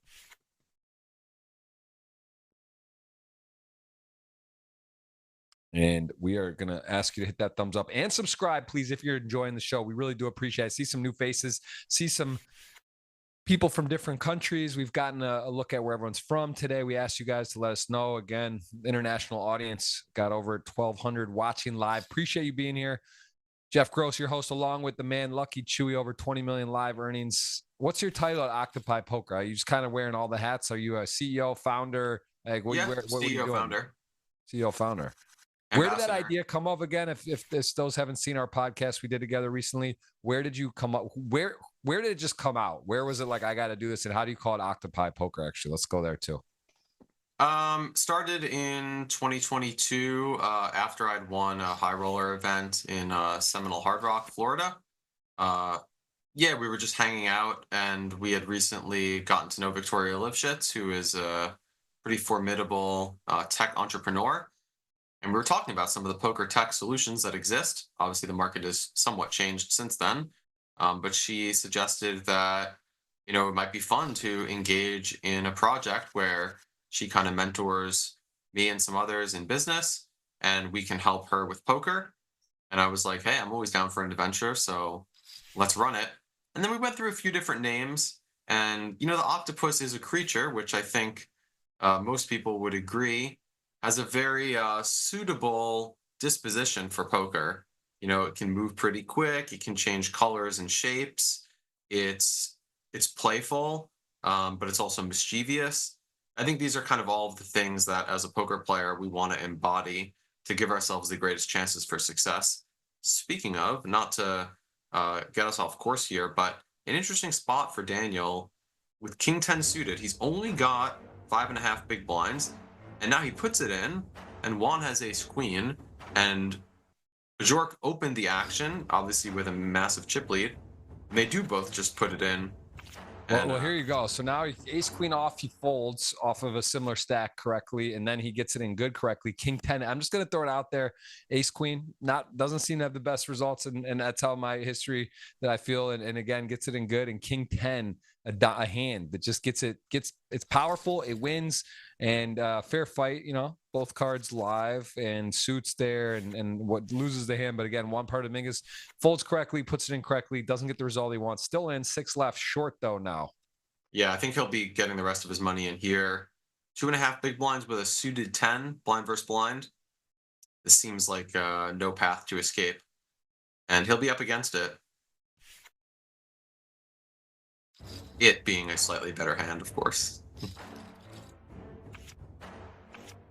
Yeah, King 6 suited, 10-4. Roger that. Needs clubs, needs a 10, a 4. Not going to get there as the 6 comes now. Has to hit a 10. 3 outs, 1 to come. About 7%, or we're going to be down to another player removed. What is that? We are down to, is that 4? No, down 5. To 5. 5-handed. We're 6. We're 7 for Makita, 6. Now 5-handed as we see the good game golfer claps. D-Neg's getting respect today for the golfer claps there on the emoji. We have got ourselves 5 left, and no one critically short. 40, I guess. Daniel, the closest to critical at the. He's still got what, 12, 13. He's hanging in. He's hanging around. There's everyone else fairly comfortable. Nikita really hasn't, since early on sparring with Bjork, has not really got much going. 2.6 million. Roger done well to chip up, holding down that 3rd place, and Novak looks like a crusher, but is a got in a cooler spot that worked out, where he was unlucky and then got lucky in the end as we were 5-handed here. Yeah, certainly. So you have Novak and Nikita, right, on your team? Yes. All right. Yeah. So Roger, interestingly, kind of just slowing down there with the ace jack. I mean, it makes sense. He got called on a board without a ton of draws. The 9 certainly completed some of them. Curious watching him play. I'm enjoying his style. He's definitely bringing some spice to the game.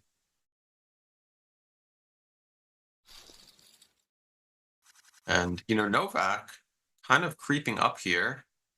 Another nice hand or two, and he may well find himself in 2nd place, if not further ahead than that. Bjork's still really driving the action, though.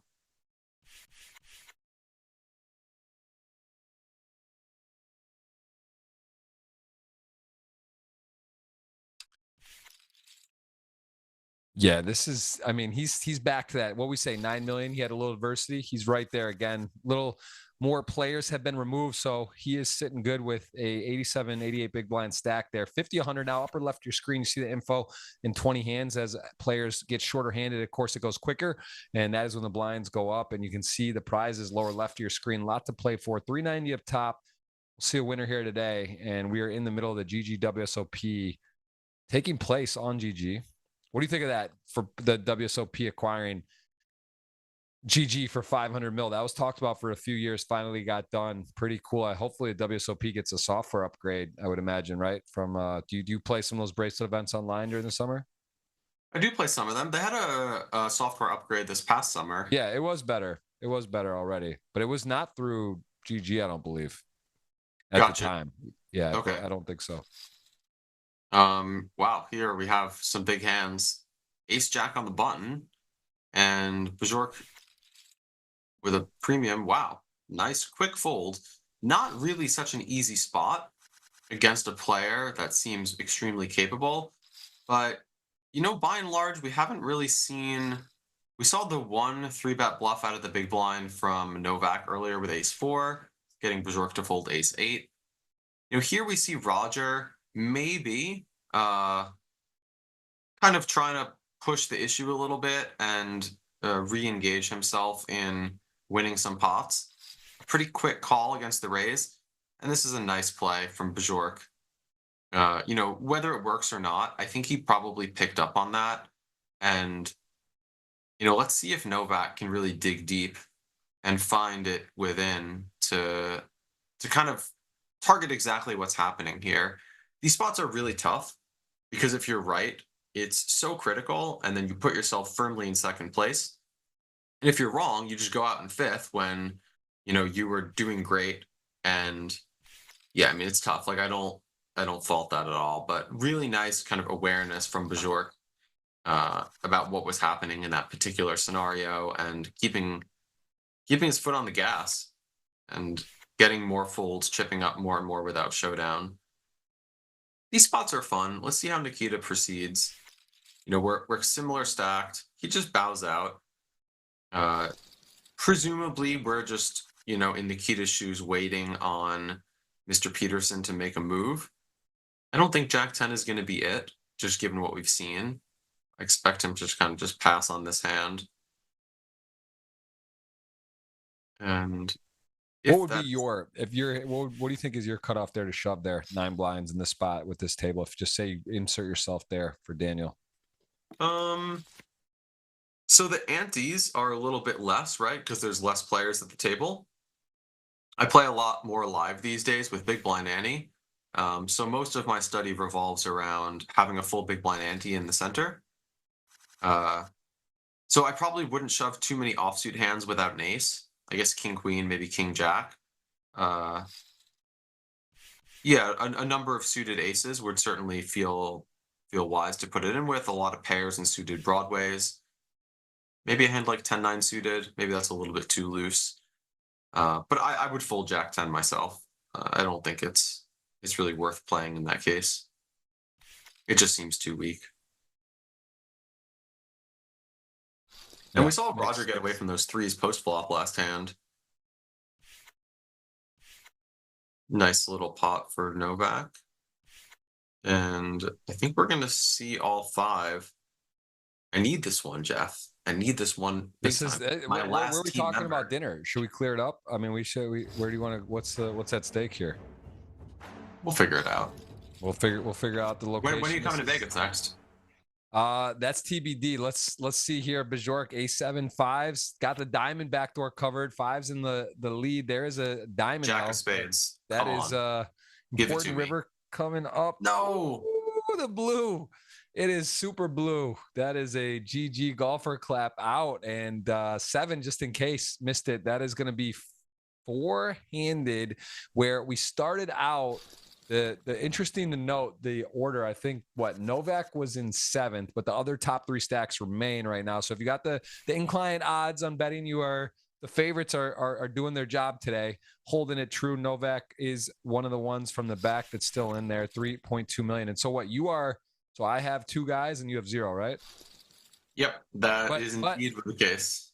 But I don't win. So just so you know, it could be a push for if one of the other guys win. So I don't just. So if Bajork wins, it's a push. Yeah, I'll throw that out there. So the dinner is, you're not sunk yet, but the audience is going to win a $100 ticket. That's the good news. So I'll let you guys. News.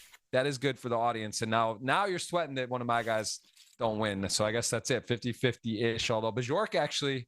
Big stack. I mean, you're a favorite to avoid the dinner bet here because Bajork was not one of my selections, as we see the players go for a big opportunity to become a GGMillion champion. Let's talk about that. Bajork 5 does not have a title. Nikita has 1. Novak has 1, and Roger does not have a title. So again, playing for we talk about trophies. I think trophies.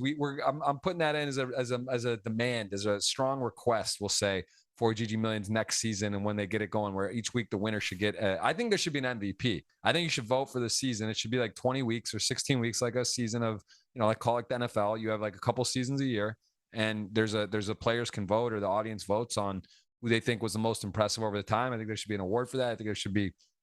The points, it should make it more fun where you get a trophy every week. It's nice to get a trophy, especially these are big tournaments, man. These are like Poker Go Cup size payouts, right? We got 390 for first to 10K. Some of the best in the world playing. I mean, it's a marquee event, and we're gonna put some suggestions in. Let us know if you like that idea, and let us know where you're watching from. And I'm gonna cue the giveaway here in a second. Going to be a $100 ticket up for grabs for you all here, and we are gonna also give that. I'm going to announce the winner for the GG Twitter giveaway. $100 if you get the top 3 right. 4 remain right now. This is interesting for Nikita. I mean, clearly ace-jack suited is a lot of hand. I wouldn't have been shocked to see a smaller 3-bet and hope to induce, but Yeah, just shoving and just kind of securing the pot. If he has a better hand, you lose, and if not, then maybe just not wanting to play a 3-bet pot that's bloated in this way.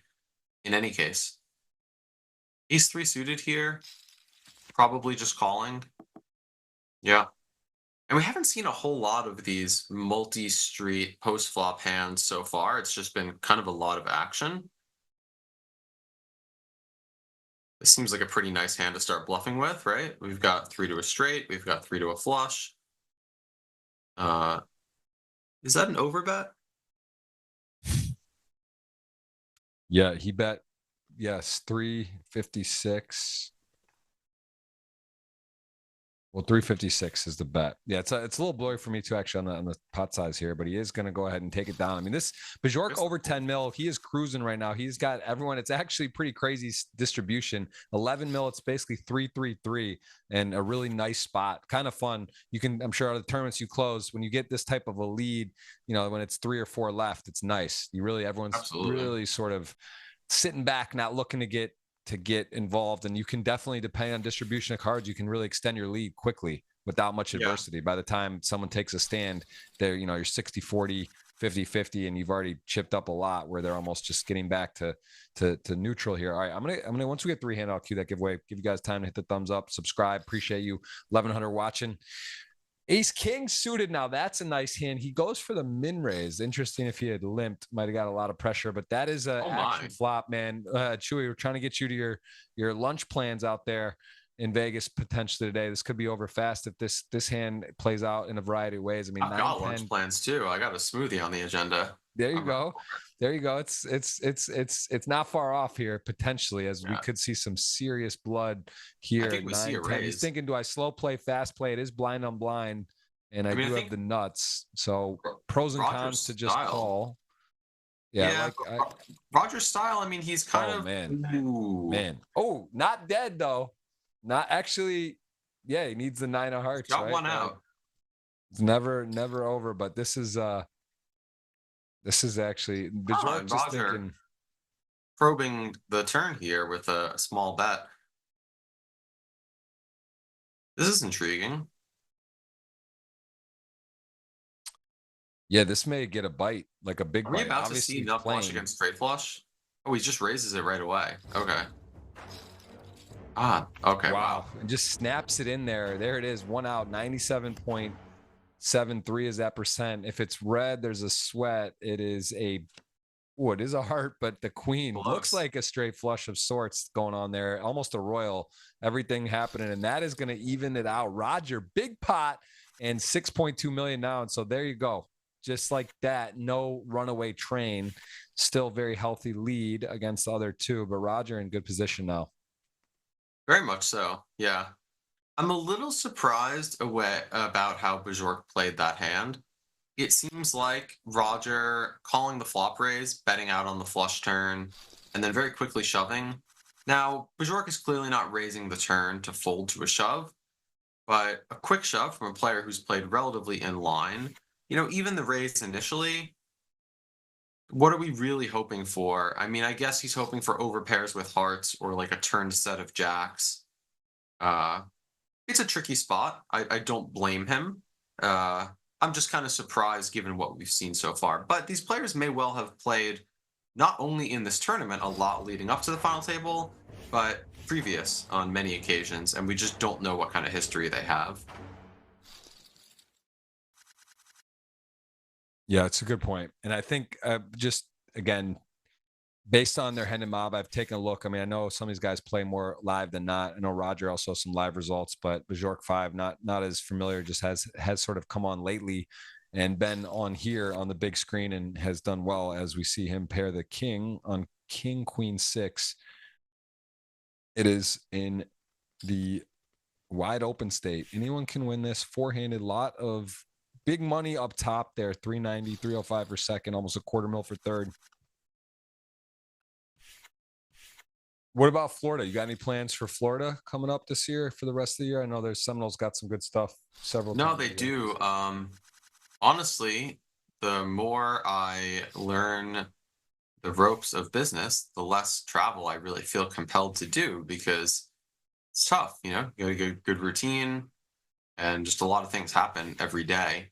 So even playing poker in Vegas, like it takes time away from the day to day. But I mean, let's be honest here. I'm a poker player. Like I love this game, and I still eat, breathe, and sleep it. I just do it from a slightly different angle now. Fortunately, the amount of time that I spend on the corporate side of things is still very much geared around improving your game and learning how to play better. So my skills are not really getting washed away, which I like. Interesting spot here. The only reason I say that is because, and I guess we have the benefit of seeing the cards face up, but Roger just doesn't seem to be taking too much advantage of targeting players with really weak holdings. So I wouldn't have been shocked to see Andre just go for a raise with a relatively decent hand and just kind of put some more chips in the pot. Yeah. Yeah, look, Rogers executed a nice game plan today. He's chipped up. He's got himself started third. He's in second, 4 left, about all you can ask for. Put the money in good, got good spots, and his got a good thing going. Nikita also just never really was sort of been between like 3 and 5 million, just sort of done his job. He was chip leader, and to be four-handed, that's important, right? You want to be getting there. He's not dominating right now, but he is sort of tied for third four-handed, and is got, I'd say he's still got to be okay with how his day's gone thus far. But it is again, the top 3 started 1, 2, 3 are ball 3 in, which is definitely not always the case, as ace jack does not have a winner. The 8 is good if it gets to showdown as played. It looks like it probably will. Yeah, I think it's a pretty reasonable hand to check on the flop with, and then kind of just feeling like there's no sense in betting on turn, certainly not on river. A bit unlucky there. Critical pot for Andre, and Bajork certainly doesn't mind taking it down with a hand that he easily could have lost the pot with. This is the first time he's had a really weak hand against Nikita. Will he give him a walk, or will he continue attacking? And I have a feeling if he does raise, yeah, I think Nikita will shove this hand again. Maybe not. It is quite a bit different than ace-jack suited, but so far, every opportunity Bajork has had, yeah, he's raised, and Nikita says, you know what, pal, even if you're not going to call me with too many worse hands, there's a lot out there, and I have 2 of the biggest cards in the deck, so I'm going to ask you kindly to show me a better hand if you do have one. This does seem like a spot where the money might go in again. Possible, at least. Tough spot, right, for Andre? Don't think he's going to fold. Yeah, Nikita is different than Bajork. Nikita's definitely played a bit more solid. He is going to go post flop ace 5 off, tough hand to play. He's going to see the jack 8 deuce, and 2 10s, not a bad flop, 1 over. And I would say Nikita hasn't had a ton of opportunities to play too aggressively either. Interesting how quickly he's checked on the flop. The turn, sure, makes sense. I don't see Andres starting to bet on the king with a hand like ace 5. Although you never know. And now, do we want to go for some value with the 10s? I mean, at this point, our hand is probably almost always good. No, just goes for check. Maybe hoping to induce a bluff. A nice pot for Nikita. Yep, there he is, sort of hovering still in there. Mystery hand time. We got Lucky Chewy here. We want to get that as much as possible. There it is, the queen 9 big blind again for our mystery hand. Nikita on the button. Here we go, blind on blind. You mentioned Rogers sort of been letting players get in, but queen 9 can't blame the check back. Ace 9 feels right. What do you got here? Just call. It's going so fast. We like the call there, the lead out call. Now 6 of club, turn 2 flush board. Ooh, bigger bet. Okay, we're not. All right. This hand's going fast. All right, talk to me, Chewy. What are we doing on the river here? Let's see what so far does. Makes sense. Wow. That's a really small bet. Surprisingly small for the circumstances. It seems like it's not hard for your opponent to have a 9 when they call you twice. I would think to put a lot more money in there, and Yeah. yeah, I just wouldn't think that it makes all that much sense. Can't expect to induce a bluff raise too often. A little bit surprised to see this Queen 8 open again. Bajork has certainly not stepped down from any of these confrontations, and letting him play against Roger seems good for you as a stack that is, I guess they're all kind of close, but he is in last. It's it's a reasonable decision. This is a nice flop for him. He's not going to take it down right now, but both players have quite a bit to work with so far.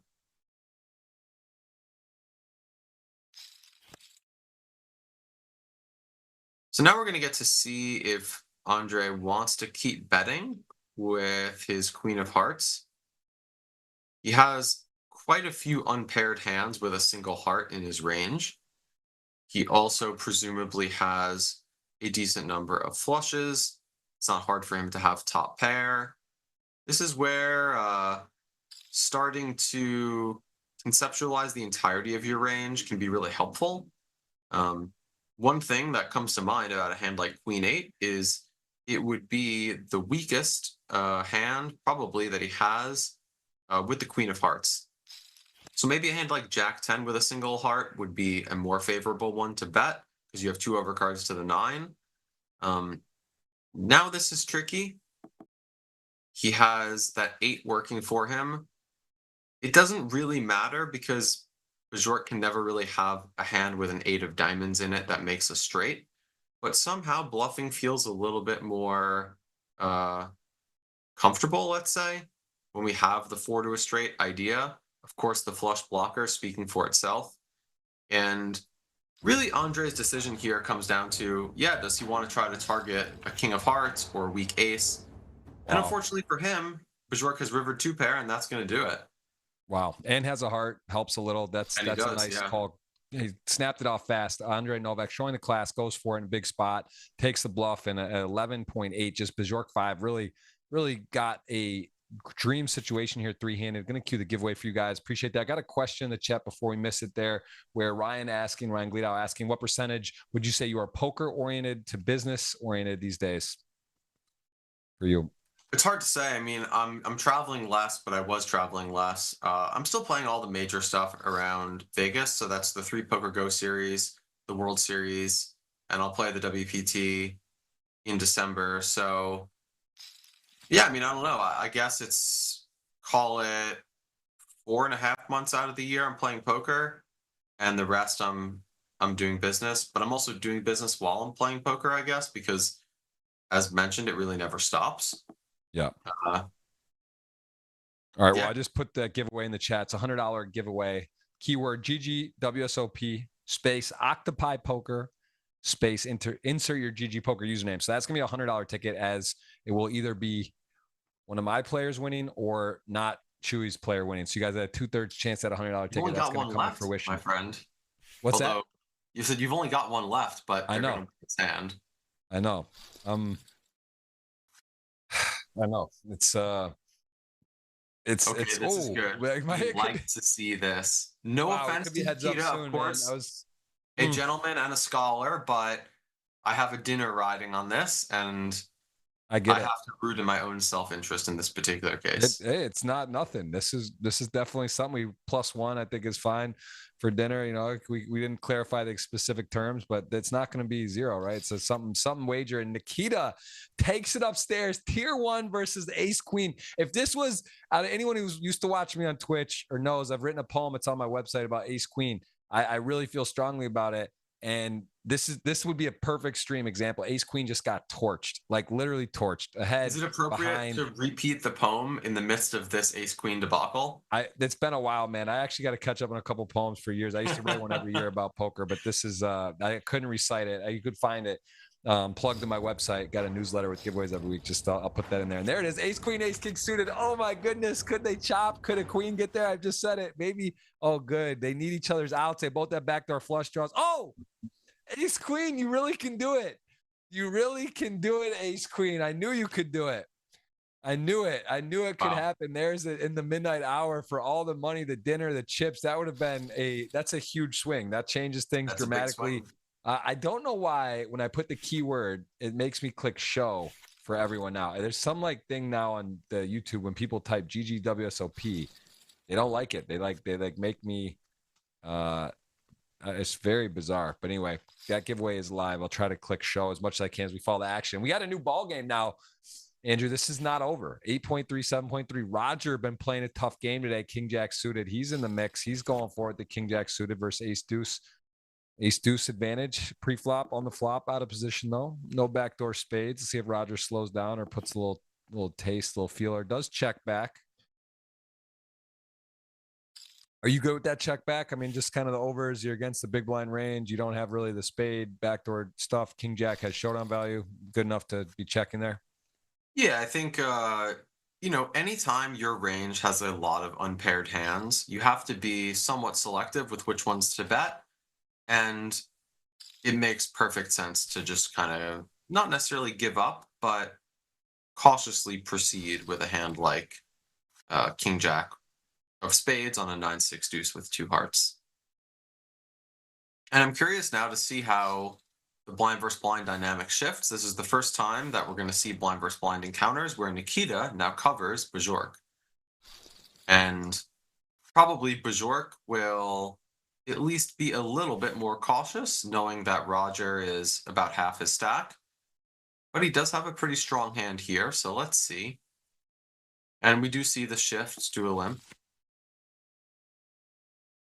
And then a flush draw. This is a good start for him.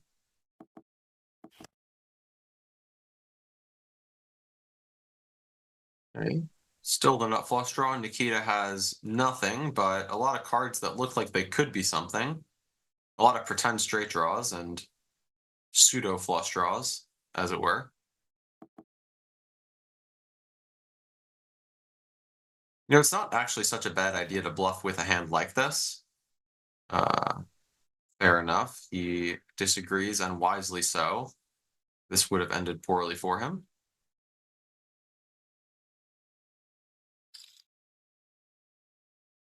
And I think that's going to be a wrap on this one. As Nikita goes for a raise, which you could argue for some purposes that it's reasonable. Mainly those would be that of the hands Bajork is going to bluff on the river, they're mostly going to be hands that weren't viable to bet on the flop or the turn. And since Nikita had cards that were interactive with the suits on the board, it's a little bit more likely that Bajork could have a hand like, a black 10 high or something, or, 8-4 of spades or what have you. Oh my gosh. Oh wow, Roger just calls. Okay, fair enough. That was quite an action-packed. Yeah, 2 hands. Big. Could have been more wild as we see aces versus fives here. The 10 deuce going to open, fives maybe getting bailed out. Let's see how Roger plays. He plays pretty quickly. He does play pretty quickly. We saw him that. make a small raise with the ace king suited to induce more action. He's doing something similar here. And I think Nikita will be pretty content to let this one go.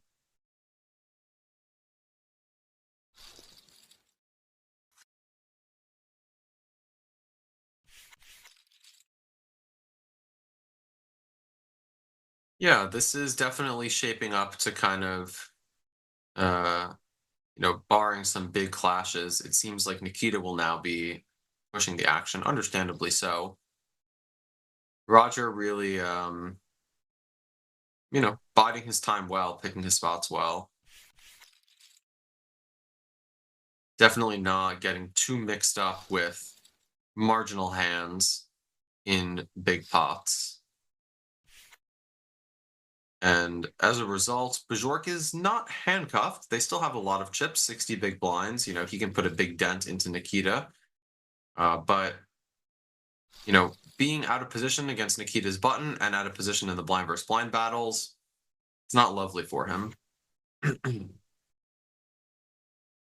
Yeah, 240K to third. So you can see the pay jumps here. A lot to play for. The title. Nikita has won before. Bajork 5 is not. Roger is not. So we'll see either a repeat champ or a new champion for the GG Millions. And again, Nikita finds his way from chip leader, basically tied with Bajork, does get there in a big way. I mean, Bajork 5, to be fair, when the money's gone in, he's had the goods. He's been active. He's played well. Really had a nice game plan today so far, and really would be a big chip lead heads up, right, if he had held there. So would have he's got the work cut out, but he's done his job. He's played well, and also had a tough seat with the chip leader, other co-chip leader, we'll call it, to start on his direct left. So, you know, it's usually the guy on your left's going to beat you most of the time. It's just how it works. They get position, it helps, and for him to sort of compete and just maintain the chip lead throughout is really a credit to him. I thought he's played phenomenal today. Yeah, he definitely has. And while I am rooting for him out of my own self-interest, it does feel appropriate to mention that he did get there against Bruno in a very big pot with ace queen against kings. So he's had the best hand some of the time, most of the time, let's say. Speaking of kings, it's going to be harder to get these ones run down. And is that the first time we're seeing Nikita over 10 million? 10 mil milestone. Yeah, blinds are up there, 7140. Things get moving quick here. 2 hours almost into the stream today. Welcome in, everyone. Appreciate you. That giveaway is live. Keyword GGWSOP space Octopi poker space your GGPoker username. That's a $100 ticket. GG. Oh, let me announce the winner since we're three-handed. We can just announce it right here. My man, Pluto's 86. If you're born in 86, me too. Are you 86? I'm 87. 87. All right. Pluto's 86. You won a $100 ticket on Twitter. And you got that right. The order you said was Nikita, Bajork 5, and Roger. So you went chalk. You didn't go too far outside the box. You just picked it down the fairway. You were the first to enter, which is smart. You know, if you're going to enter, get in there, and he got it, and that's going to be you're the winner. So that is that. And then one more $100 ticket coming away. Yeah, I got, man, that's right. So you're 87. Okay. 86. Yeah. Upcoming September 20th. Me too. I'm September 5th, man. I think it makes sense why there's so many September birthdays. Yeah. Thank you. Thank you. It's, makes sense, right? New Year's, parents, they got it done. That's just how it works. Yeah. I always thought Labor Day was because of that. Made perfect sense to me, right? It's like the first. It does make sense. I thought that that's literally, I had to look it up. Chat GPT, checked it out a couple years ago, and that was nothing to do with it. Let's take a look at this here. Roger facing a relatively healthy raise from Nikita, 392, I believe it was, at the 140K big blind level with jacks, just calling in position. Now I don't terribly mind this play. It's a reasonable hand to trap with. I'm just somewhat surprised to see it. And now he's got him kind of where he wants him with the low pair of fives, but Nikita wisely finding a fold. So yeah, that was quite interesting. Roger showing that he's willing to trap a bit with some of those, very strong hands given the circumstances. Oh, a tight fold from Jack 10. He was behind and likely would have faced some resistance. King Jack does seem like the kind of hand to go for a 3-bet with for Bajork.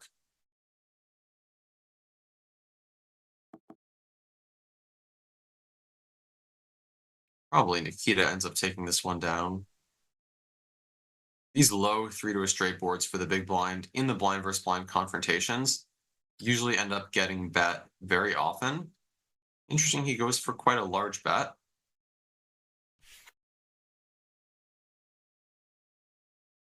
Bajork bowing out with a pretty understandable fold. Not a whole lot doing.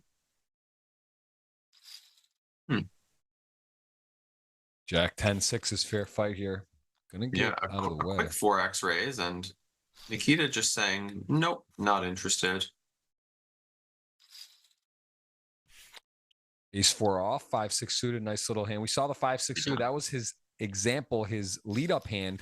We saw him call on the button and make a nice bluff. That was his highlight hand to get here. So knows a thing or two about that. Not the flop you're looking for with the 5-6 suited, the ace king 9 with a even attractive sizing, getting a little too, asking a lot to try to float, get creative, pick up a draw. just too much going there. So gonna get out of the way. Three-handed, who do you got? We have got ourselves a 140 thumbs up, looking to hit 200. You got to hit the thumbs up and subscribe to be eligible for the giveaway. So I'll know if you win and you're not doing it. Let's promote. Let's get the energy out there. Go check out octopipoker.com as well. Is it, how functional is the site? Where you want it to finish product? Always, I imagine, always tweaks and nothing. But is it like, can people sign up? Yeah, people can sign up. We definitely have some offerings. I would say the trainer, like being able to play against a computer that has a pretty good understanding, or pretty good is an understatement, of how the game works, is a really great way to learn.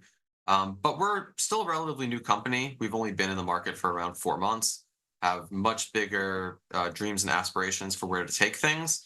So compared to where we want to be, yeah, not really too close to that. But given where we started, which was nothing, it's pretty nice. Actually, the launch of our beta was around a year ago on your birthday, and to see where we are now from there, it is quite impressive. And I know a year from now we'll have a lot more cool things going. That, yeah, I'm excited to keep riding this wave. It's a grind, but it's very fun, very rewarding, and being able to help people, it's kind of always something that I've enjoyed, whether it's within poker, helping them learn, or off the table and just being charitable with my time or energy or resources generally. So yeah, it's good stuff. No, yeah, that's exciting, and obviously, you said you got some very interesting people involved, and I think you mentioned Victoria. Was it? She's been. She's playing? How much poker is she playing now? Has she really been playing more than, because she's more of tech, business? Yeah, well, our arrangement, right, is that she would help mentor me in business, and I would mentor her in poker. So it makes sense that as time goes on, I do more business and she does more poker. So she's actually in Barcelona right now, and getting her well, she's kind of getting her ass kicked, but she's she's having fun out there. Well, she wants to be a guest on the show. Would love to have her on sometime. That'd be fun if she likes that. I don't know if she likes doing commentary or discussing, or she wants to be more under the radar. That she's becoming very good. But it's not a secret, right? People know that she's Yeah, no, she's not shy about that. She tends to not enjoy like public speaking type arrangements as much. Maybe start on the podcast. Get her on the pod. That'd be great. That would be a great start. Yeah. Yeah. Please extend the invite. This is a ace deuce, gonna get the nice flop, weakest top pair, checks back, picks up a gutter, and now 9-10 suited, just doesn't turn any equity, maybe just kind of not interested, or maybe wants to be bluffing again. Three-handed poker, gonna have button versus blinds, or blind on blind almost all the time. That's how it works. So there's gonna be a check. Ace deuce got to feel pretty good here. Now spade draw comes. Yeah. Yeah, we are definitely going to see a lot of smaller pots. Oh, it's a very big bet here. Yeah, I've definitely found myself making plays like that. I don't mind it. Sneaky hand to show up with in that line. If your opponent checked a king twice, you start to get max value from them. Let's see how Roger plays these sixes. I have a feeling he'll shove them, but given what we've seen so far, I don't know. Okay, he just goes for the 3-bet. So Roger, this type of player can be rather tricky, because most players, I think, would just shove the sixes and look to just take the pot down or run it against, if your opponent is lucky enough to have a bigger pair or overcard hand strong enough to call. But Roger seems to be more hesitant to shove, and as a result of that, that play style can be tricky, because they can bluff very effectively. Now, whether or not he chooses to do that is kind of remains to be seen. Here he comes in with a very big raise with those sevens, but I like it. It's unpredictable. I don't know that it's going to be a winning strategy against these players, but it's cool to see and kind of battle test these different ideas. Nikita here with ace-5. This looks attractive for a 3-bet. And Bajork will have a tricky decision. It's a big 3-bet. Yeah, does he want? I don't think he wants to shove Jack-10 suited for this much. That feels like kind of a lot of chips to put in. Does he want to call? Possibly, probably. But he is really in this. Oh, he does want to shove it. Respect. And that's big, right? That's really closing the gap between him and Nikita.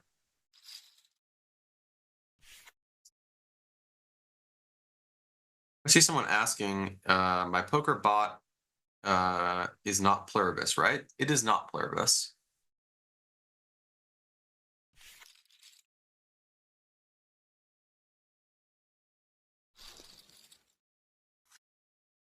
Yeah, this is wide open still. I mean, Rogers got 7-8 suited on the button there. He folded.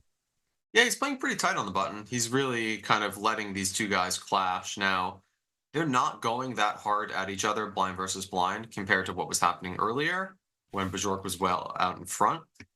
So, he might end up kind of just finding himself chipping down if he doesn't get dealt some great hands. But he did, yet again, get dealt a very nice pair. And let's see, we saw those sixes earlier, right? He went for the 3-bet. Is sevens going to choose a similar action? Yeah. Yeah, he's going for it again. It's tricky. It's hard to play against this. Bajork with a hand like ace-5, we just saw him put in the jack-10 suited. He's You can see those wisely. stats there. Pretty cool. They flail that on the side there. You can see really snug the orange stat line on those percentages. Definitely played solid, but also finds a way to get value. And this is a tricky one because this is definitely a cooler three-handed for sure. Can't imagine anything but the money going in here as Roger makes a big bet to start as well. Well, let's see how Bajork wants to play, right? There's definitely some incentive for him to just shove against a bigger raise. He does just go for a smaller 3-bet, and Roger he's ready. He's ready to roll. He was ready for a 7 mil pot. This is big for everyone. Jacks ahead, a dry flop, heart for a sweat, some 8 or 9s. That is a sweat. There you go. Heart or an ace, one to come. Still 3-1 favorite. Jacks to knockout blow, and it is the hard way.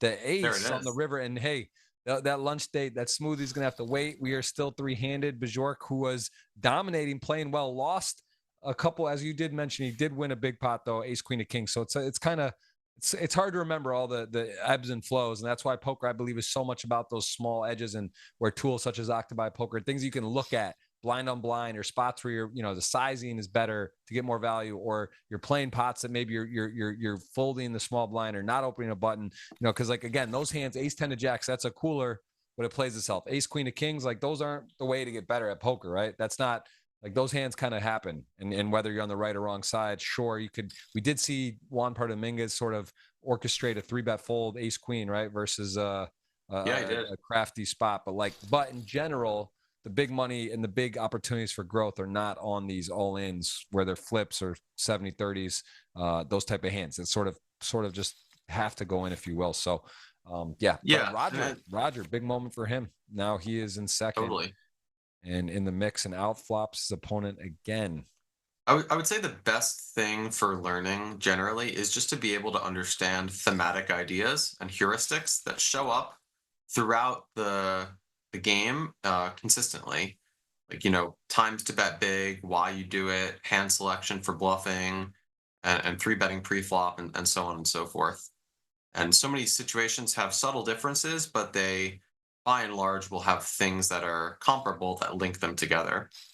This is interesting. Wow, Bajork got really a nice river here. A very ambitious turn bluff. Oh, Roger, let's go. Wow. I mean, that's not good for me personally, but it's exciting to see. Just decides to represent the 8. Big respect. Well, the 80-160 level is now up. As we said, 20 hands goes up, and 3-hand, it's going to happen faster. So we are up to the next juncture, 2 hours, 10 minutes in. Enjoying the show. Hope you are. We are going to announce a winner. Once we get the heads up, I will show who won that. We did let you know that Pluto's 86 won the Twitter $100 every week. If you want to guess, the earlier you guess, the better chance. Someone else guesses, you may want to do that. And here we got ourselves a massive, I mean, this is in Hold'em. You got the low end straight versus a open-ended straight flush with a pair. This is the money's in, and it does feel like the 6-4. It just feels dangerous here, doesn't it? It just has a lot happening, and there is a deuce. That is a winner, and Roger going to just keep on betting. Yeah, and we saw this play before, right? The smaller bets with the slightly weaker hand. I think Bajork will probably just call again. No, he does just raise it right away. Understandable. Their dynamic is definitely developing. There's some sparring going on. Does seem a little bit tricky to get called by a worse hand, and Wow. a nice fold from Roger. I was a bit surprised to see him not put Bajork in preflop. Speaking of, I think we're going to see a preflop all in here, most likely. We're trying to get the heads up. I mean, that looks like the likely scenario. It's gonna just it will happen, and eventually. Here's another opportunity for a flip. Pretty fair fight. 6 of diamonds could be important to have. You know, just an extra one less diamond possible. It's a coin flip ish situation. Nikita thinking about it. Pretty much can't imagine anything but shove here. Well, Bajork is again employing this strategy where his range is somewhat polarized. You know, King Queen suited, you could say, is slightly depolarized, given that it's strong but not super amazing. And as a result of that, Nikita decides, you know what, with these sixes, I want to keep him in when he has a hand like, let's say, King 5 offsuit. Um, it makes some sense. You know, he's also not uh not so much trying to double up Bajork. He probably likes the idea of grinding him down a little bit, maintaining a competitive stack with Roger, and you know, likely just doing what he can to small ball to an extent to get heads up against a player that may well have less heads up experience than he does.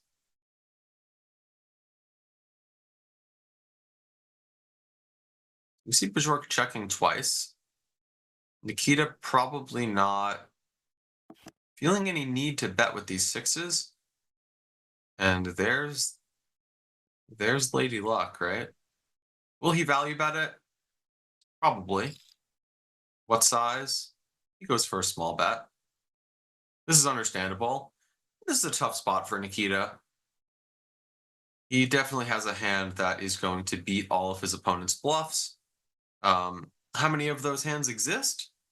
Well, some of them could. You know, let's imagine Bajork had a hand like,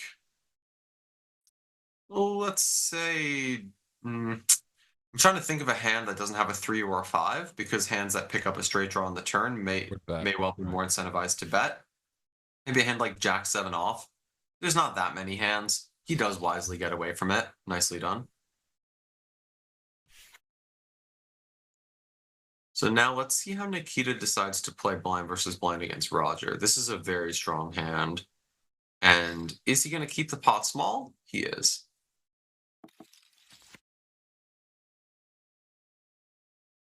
Yeah, it does pair the 10 right away. 3-6 suited. Not going to be so much interested here as starts the check. Let's see. Roger does now find a 6. So in a second place position, Queen 10 with the check back on the flop with the strong 10. He does check again though. And now the Jack of diamonds.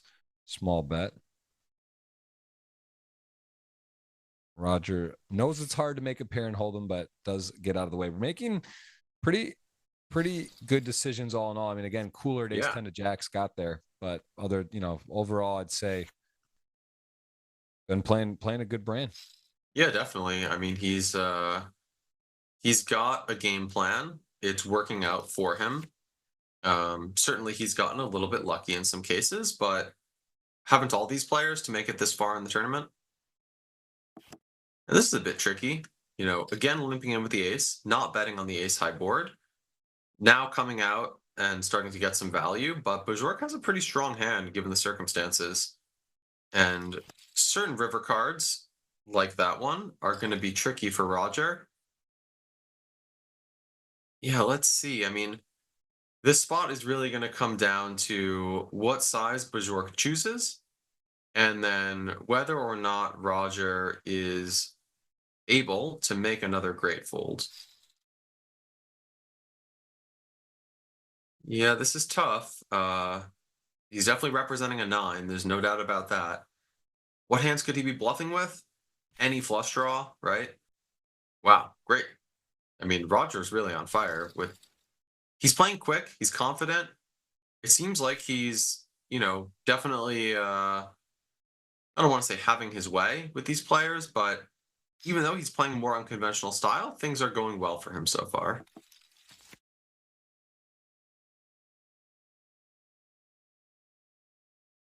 So we see the 10-6 pull out ahead of the 10-7. Bajork definitely has some things working for him. A number of turn cards that'll give him the ability to keep betting. I don't think there's a better one in the deck, is there, Jeff? The That over is card to the 6 and the 5, giving him the straight draw and the flush draw. He does check it, though. Interesting. And this can sometimes be almost even more credible because let's say he had a king, he may well slow down on a turn card like this. Yep. Nikita probably will not be betting himself with a hand like 10-6. I think Bajork now is going to feel pretty comfortable bluffing. He can also even represent an 8 at this point, right? A hand like 7-8, 8-9, so on and so forth. Could well have taken this line. I have a feeling he's going to bet around 650. No, he just goes for like a huge bet. Wow, the jugular, the Yeah. super over bet. Nice execution. He did need to do that. He did not have the best hand. Poker is fun because it's not best hand wins. There are opportunities to make better hands fold, and in that Certainly. spot he decided to be decisive on that, knowing that it was he was really going. And again, if you got some value and you're mixed and you put those big bets in, it's hard to play against. Here we go. 10. Oh, Wow. Everyone's got something. 10s, jacks, ace, 9. I mean, this is a flat from the jacks. This is gonna work out. This could actually, I mean, this could be crazy. Wow, he folded ace 9. Folds ace 9, would have had top pair even if he had just called. This is a crazy, crazy turn of events. Roger could be queuing up the We Are the Champions music here. This could Nikita be might get stacked here. Big pot here. Yeah, this is double him up at least. I mean, an ace 9, Bajork 5 just gets out of the way. That was crazy. I mean, if you're Nikita here and you get bet into on this board in this situation, you'd think your 10s are best for sure. Of course. But I don't see how you stop and you don't have a yourself from diamond. racing. Yeah, this could be off to the races and not a fair fight, not a fair start. Well, it's as fair. I mean, cards were dealt. Whoa. And really nicely done by Nikita not putting more chips in. Sometimes you can just kind of sense. And interesting, Roger just kind of not afraid of the ace. Just trudging forward valiantly here. Pretty fearless. You know, he doesn't play that many hands. I think you're good. He plays them aggressive. Sorry, say again. Wow, I'm a little shocked on this whole an ace 9 for what it's worth would have been hemmed up and gotten bailed out, and that could have been that was not going to play out that way. The fact that chips didn't go in the middle there and that board flop too, and the whole thing is a bit wild. That's definitely the most interesting hand today, I think, so far. I would say that's could have been a train wreck of a hand. And yeah, that was pretty wild. And Roger's out in front now. Oh my. Oh, hello. I mean, wow. When it's time, it's time, and money is going to be going in. Bajork 5, kings, ace, king suited, tier 1 hands, 2 tier 1 hands, 3-handed in the little upstairs. And if you're Bajork 5, listen, my man, I'm ready for him to get back in this. I think he's just putting the money in here. Roger has 3-bet him enough, and oh, he just calls. Okay, well, is Roger going to keep betting? You know, we haven't really seen Roger play post flop in a 3-bet pot. Yeah, he's betting.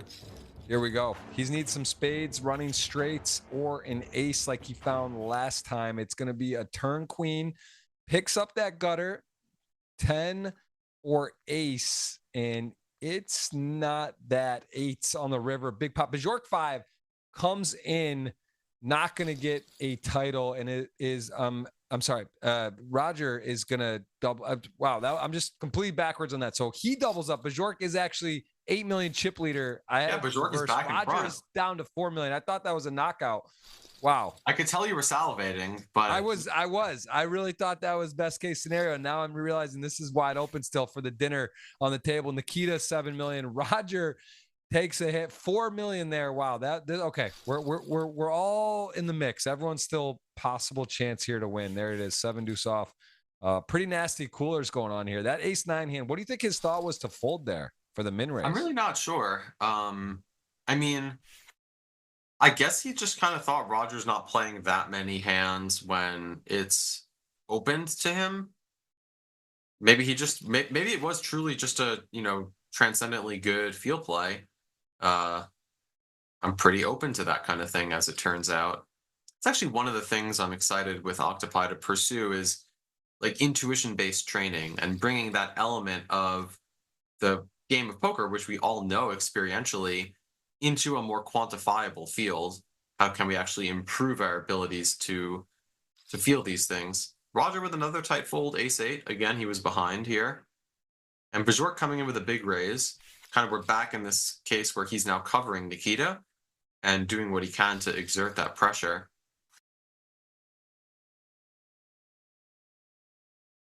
Okay, let's see how Roger proceeds. Probably just calling, but all right. Interesting. I thought maybe he would bet out. We've seen that a few times, right? He's connected with the board in some capacity and bet right out into the pre-flop raiser. Bajork not interested, has plenty of showdown value.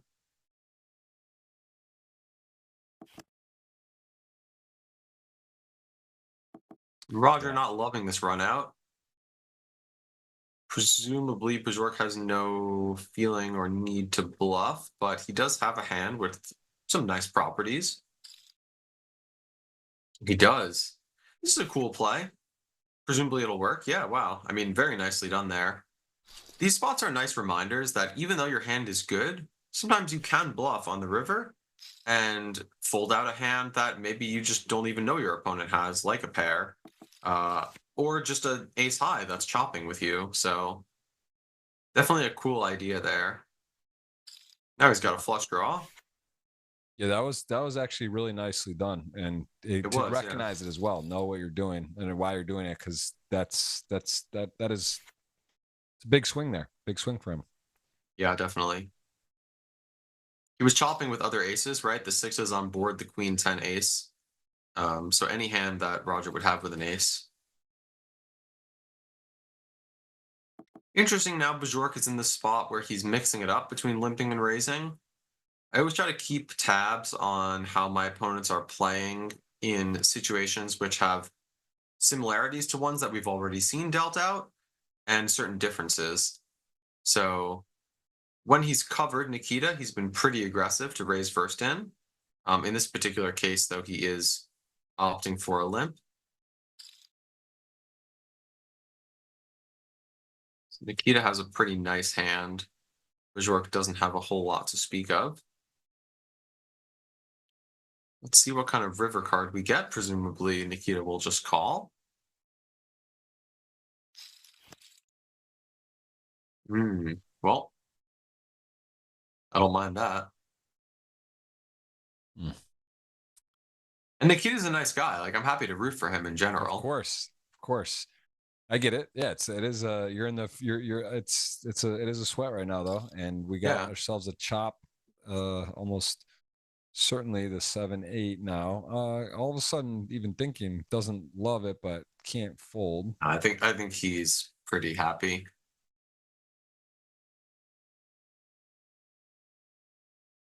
I mean, Bajork has hardly played tight. This would be, I think, fairly obscene to fold. Yeah. Maybe he was thinking about bluffing him off a chop in some world.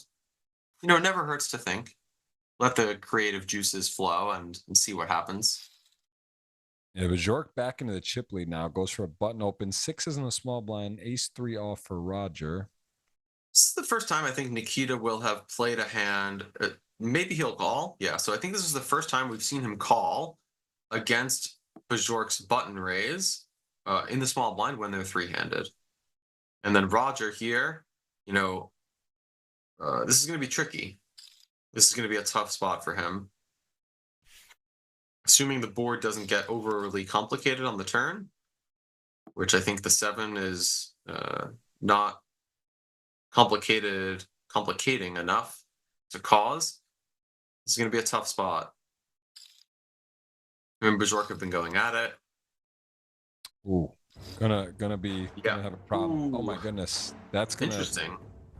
I wonder what Bajork is thinking. I mean, probably he just says, "I have 2 pair. I'm happy to call," but this is not the hand you'd expect to see from this line. Yeah, he is going to call. Too much hand, too much going on there. Queen 9 going to get him the check mark on that. We're going to be heads up for the title today. We either gonna have a repeat winner Nikita or a new winner Bajork 5. 305 locked up. Roger thought played very well. That was an interesting hand to end his day, but 239, almost a quarter mil going his way. Well done, well played, and a heads up title match is set with about a 2-1 lead, a little more for Bajork 5. He's got the deuces here versus Nikita. Gonna just call Jack deuce off for his deuces. So yeah, we are in the heads up phase. We are almost 2.5 hours in the show. Hope you're enjoying it. Going to announce the winner here very shortly. I'll give it when we hit 200 thumbs up, going to announce the winner. We'll do that because I think there's a lot of people sleeping that are waking up. 1,000 watching.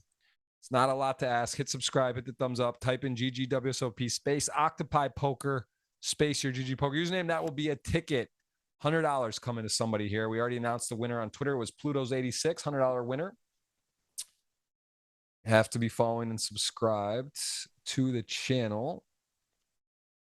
And Pluto's 86 got that done. So deuces to the river. First blood. Willie hold Jack deuce off. Nikita realizing this isn't great. Is he going to go for pressure? Deuces. A lot of overcards, but it's heads up, right? It is. And you block deuce 5. Okay. But whatever. I mean, I don't know. You call the pot size bet with just the ducks? No, he doesn't. No. Does not. Nikita. Tricky spot too in that line where it's just a small bet and check down. Like Nikita can value bet a lot of hands. The 9 is certainly not a blank.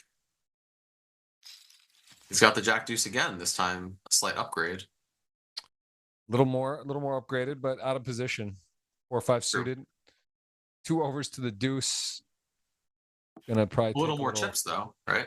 Wow, the 3 open ended. That makes things a little more complicated. If you're the jack deuce, you really just want to see kind of the board pair. No real cards are welcoming, as the 3 actually going to give Bajork 5 a bunch of hope here, and he's going to fall. Yeah, I had a feeling he was going to make quite a large bet. And Nikita, yeah, understandably, just gone. These spots are tricky, you know, pairs that have little chance for improvement. Oh my, this could be it. Let's see what happens here. Like the dream scenario for the 5s. Ace 4 suited. Shoves. Does he want to call it off? I don't know. The suited ace 4. He's been patient and calling off here. It's a little bit maybe what he thinks of the player's game. And, you know, if you thought you're just like a complete dog and outclassed, maybe try to gamble a little there, but he decides to wait for a better spot. 30 blinds. I mean, it's close, right? I don't mind. Yeah. I think it's a good fold. I mean, we saw he was dominated by the pair, but I think more likely is you just see ace 8 offsuit, ace 9 offsuit, ace 10 offsuit. Like, it's really not hard for your opponent to have those hands once they've decided to shove for 30 big blinds against your open. Here Nikita turns the pair of 8s, pulling out ahead of the 7 deuce. This will be an interesting river spot for Bajork. Does he want... Well, first of all, let's see what Nikita does. So he kind of block bets it. And he just calls with the 7. Sometimes it's good to not overthink it and just be like, you know what? I'm playing against this guy for what will be the duration of the tournament at this point. He made a small bet. Let's just kind of keep things moving and see what he shows down. So here again, we see slightly more chips because Nikita just won, but okay, no shove from the ace 10. I would have kind of expected to see Bajork put the rest of the money in. Nikita being coy with top pair on this 3 heart board. Understandable. Does he want to make a little bet on the turn? It would make some sense. Yeah. You certainly don't need a heart to start value betting. I think you need at least a heart a small heart at least, to bet multiple streets on this kind of board. But getting his opponent to fold a hand with 2 overcards is not so bad. Jacks 10-5 off. No over available for Nikita. Gonna miss. That's good news for him. 5-10. And Jacks will likely be taking this down. Gonna bet, and Nikita is not likely going to be interested. There is some backdoor things and whatnot, but he's also not in the stage to get cute and float and do too much here. He's sort of at a critical time here. 2-1 dog in the heads up match. Jack queen off going to come in for a min raise. Do 6, one of the worst hands you can have. Going to fold. You can see their earnings on GG. Bajork 5, really not much play on here. Repping that Austria flag. We had the Brazilian, the Austrian. And there, Bruno Volkmann took a tough one. King's to ace queen. This is the 1 and 2 stack, also, just for what it's worth. That started today. Great point. They both had a large lead. I think 90 and 91 blinds, respectively, and 55 was third for Roger. So went chalky today. 1, 2, 3 in the stack order. This is interesting. And this is problematic for Nikita, who's got a ace high, could be good, also a open-ended. So Bajork's going to get hard hand to fold against a bet. Now let's see what Bajork bets. He's really mixed up his bet sizing throughout the duration of this final table. This is certainly not one where Nikita is going to fold. No. With a hand like ace-7, he basically beats all of the bluffs. That's really not a good card for him because now all the flush draws have arrived. And I think he will probably just check and fold to a bet. But it is interesting and worth noting that Bajork's hands that bluff on the turn, save for the ones that have a 3 in them, if he has a hand like, Jack 7 with a heart, Jack 8 with a heart, so on and so forth, all of those hands will continue to bluff. So I don't think Nikita will call, but just kind of some insight maybe into the way that the wheels are turning in his mind. And he does pretty quickly let go of it, not surprisingly. He's been pretty on point. Two decent looking hands there in heads up play. Queen 10, Queen 7 off the computer hand. That's known as the dead middling hand. If you get dealt, he's going to come in for a raise. And 10-8 suited, attractive looking to play in position, but also pretty short stack. Not so much room to get playful, but he is going to call, decides it's too much hand. Both players are going to whiff the flop, ace 4-4. Yeah, this is going to be a hard pot for Nikita to win. Facing the 3-bet, the ace is really not the card you want to see, especially the low pair. He doesn't have a backdoor straight draw. Maybe he can dig deep and float and just hope that he gets checked to on the turn and can bluff, but the cost of being wrong is relatively high. Nicely done by Bajork. He's really kind of showing his moxie and grinding Nikita down, at least in the early goings of this heads-up match. Yep. I would say that's well said. And now it's a 3-1 lead. So extending the lead, I got Ryan Shirehoot saying Botswana, most friendly fish in town, says hello on Twitch. You need to please go read Twitch chat. We're running off the YouTube stream today. Shout out to Twitch. Shout out to everyone out there. We are having a blast. We've got Lucky Chewy here, hard not to, over 20 million lifetime earnings. And he is calling it down to a winner today. Appreciate the time from him and appreciate you guys going over to Octopi Poker, checking that out. Something pretty cool. Hopefully we'll have some GGMillion hands. That'd be awesome. Even maybe we could analyze and incorporate how he did the pregame show with some pretty interesting. Both players have something cooking here, gut shot and a top pair. This has got the makings for, that's a pretty nice seed deuce from, and the shot clock down to 32 seconds, worth noting for Bajork 5, as he is going to come out betting, and not the dream turn from Nikita. Could think of 3 or 4 or 4 or 5 is good. 3 obviously would make a straight. Now it's just kind of like, this is not so fun. I was gonna say it'd be fun if we did some pregame, like maybe we can incorporate that in, to review via the Octopi Poker with some of the hands from the tournament. That could be that'd be great. Something to talk about. We could make that potentially, see if that's able to get that done. Well, Nikita is thinking about this here, what to do.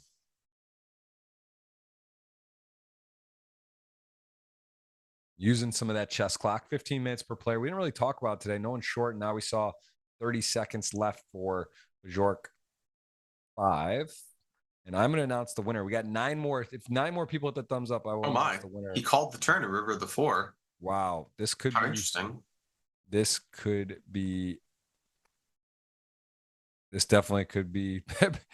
I mean, he didn't go for all of it. That's the thing. He left him a little chips, which is kind of nice. So no reason to raise here, right? But I don't see how you could fold either. This is sort of like a miracle card on the river. And there's the call. And our friend Nikita is short.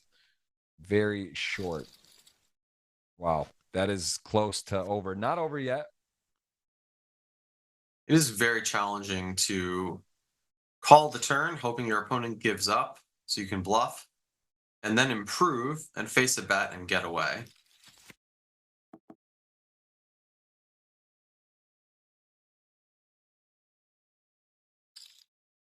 Yeah, Jack 4 and deuce 7. I mean, here he's so short, he's got a pair. Yeah, I don't think he'll raise, though. He could, but there's still plenty of hands he can continue with here that he doesn't necessarily want to raise with. All right, just announced Jesse. We did get to that 200. Jesse is the $100 ticket winner.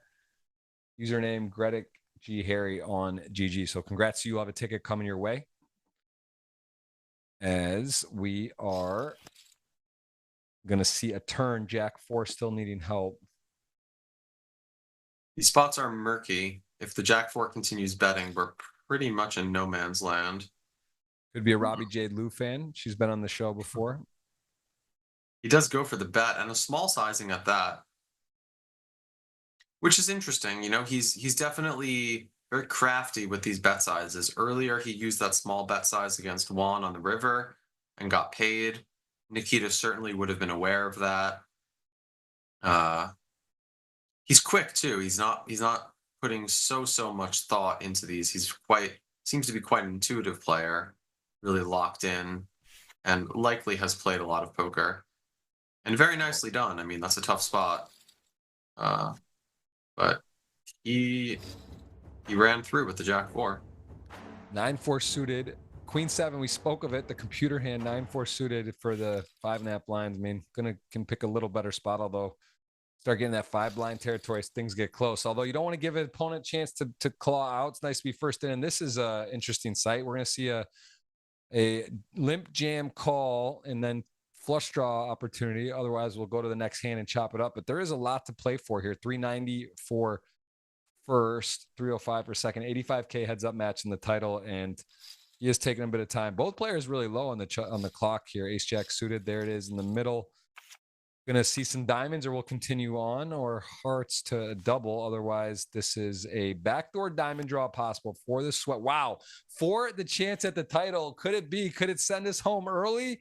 It is not. It is dramatic, though. Dramatic. But Bajor can have to wait to get his hands on that GGMillion title. Huge lead. I don't know how many to one it is. A 14, 15 to 1, 13 something. It's a lot. We're gonna run it again here. This is another one that's going to go in the middle. Jack 10 for the win. Behind slightly, but live. Let's see. It is a very dramatic flop. Needs to hit a river, an 8, or a king, and it is not enough. A 10. Not quite enough. It's a lot of board. Both players interacted there, made pairs, had draws, had stuff happening, but 17 to 2.5 and a queen 10 suited. Going to go for the limp game. Tell me about your limp strategy off of stack depths. At what point do you what's like a good rule of thumb to be limping when your opponent's short? You know, how many blinds, or does it just really depend on your opponent and what you believe of their game? It definitely depends on your opponent somewhat, but in general, you want to trap them with hands that, like we saw, the ace jack suited. The suited hands make for really nice traps. The big pairs, of course. The shallower stacked you get, the less you want to raise without shoving. So it makes your strategy a little bit more split between going all in, just calling and then folding. And the smaller the ante, the more you want to just fold straight away. So yeah, I think both players doing a pretty good job so far of executing that. Or my camera battery died. Sorry, we told you we did mystery hands today. We did mystery guest. We've done a lot of mystery, and we're gonna see who's gonna win this at the end here, as we see again not over till it's over. We've seen comebacks. We've all been there. We've all had a chance to close one out and let it slip away. We've all been short and come back. I think if we've played poker for 20 plus years, you know, things happen. It's no guarantee. Nikita trying to get a hand on a second title. You said he got second at the Win 25K Alpha 8 this summer. You got fourth, so you play with him. We're with him live, and both players are flirting with no clock left. Both players about a minute left, respectively, in 30 seconds. So if this does continue, if Nikita does double, does get back in the game, we definitely could see a Shot clock 0-0. I think one time we've seen 0-0. Lucky Chewy. People are hyped up. Be Purple Poker's here. 200 thumbs up. What a day. What a show. Over 1,000 been on. Appreciate that. King 4. He's got his man on in bad shape with the King High. Now that card though, called King High, may think that one of the draws. There's semi bluffs now complete, so a little less exciting. At the same token, if you're now open-ended and a 7 were to come, you would be against the house and small size in here. The card for Mr. So Fedor. really just a deuce and a 3 going to come home. So let's see. What does Nikita decide here? Probably just shoves, right? Yep. And doesn't think long. King High just decides that situation was not for him. Correctly so. 3.5 million. Back out, dominating hand for the short stack here too. Suited 7-10, suited 7 deuce. Also, it goes okay. So it goes for the jam. Okay. So some of those hands definitely make sense to go for the shove with. You want to shove hands like Ace X offsuit. Just kind of take your equity now. Queen Jack, not really the type of hand you typically want to shove with. He just goes for the raise, a big raise at that.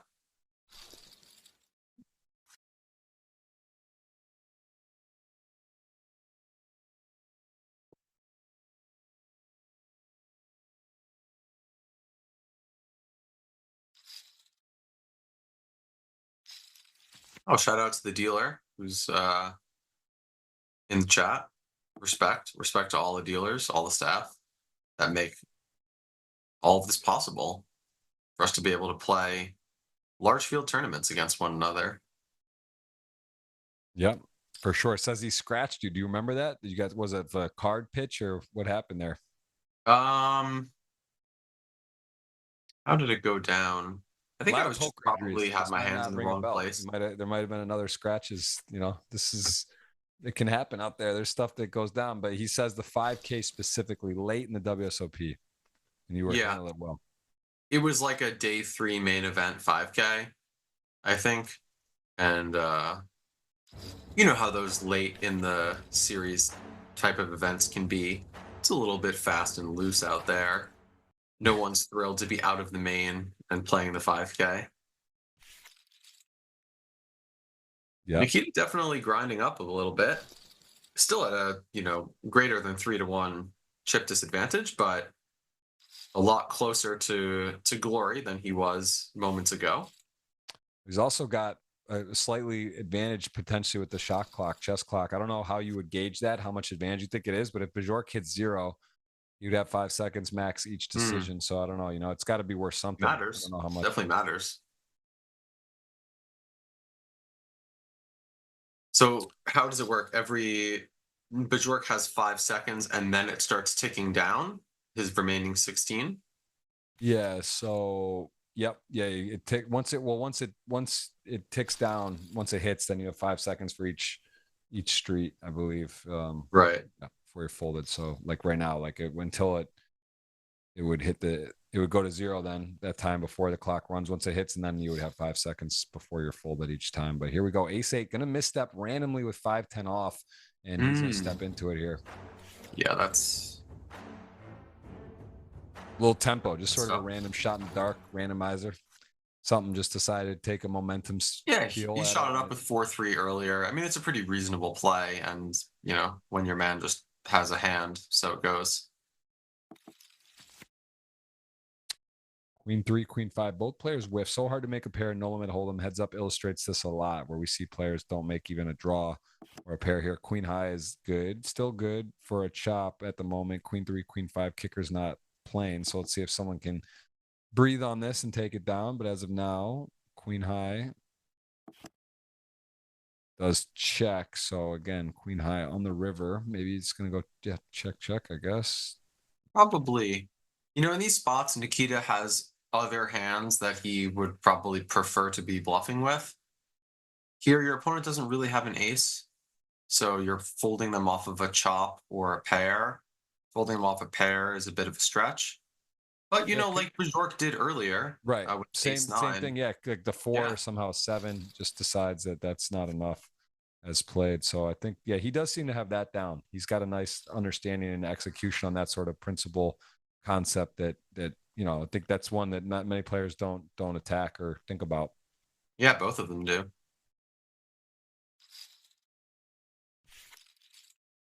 Oh, he's coming again with the deuce 5. Okay. 3xing off of 10 big blinds or so. A little bit of a shot clock showdown here. Got 34 seconds to 16. So this is definitely a chance it goes to that level. And that is kind of exciting to have a 0-second chess clock for 85K. Yeah. Ryan Gleedow asked about soccer. Yeah, I mean, Roma's my team. I keep an eye on the world of football. It's definitely back in full force. Obviously, NFL coming up, NCAA football also. Lot of action. This is that action time of year. Sports are firing on all cylinders. A lot happening. I got 2 little kids, so I'm actually not watching too much more about updates and scores. I don't really get to watch many games at the moment, but it is fun and it's a nice time of year. And it gets a little.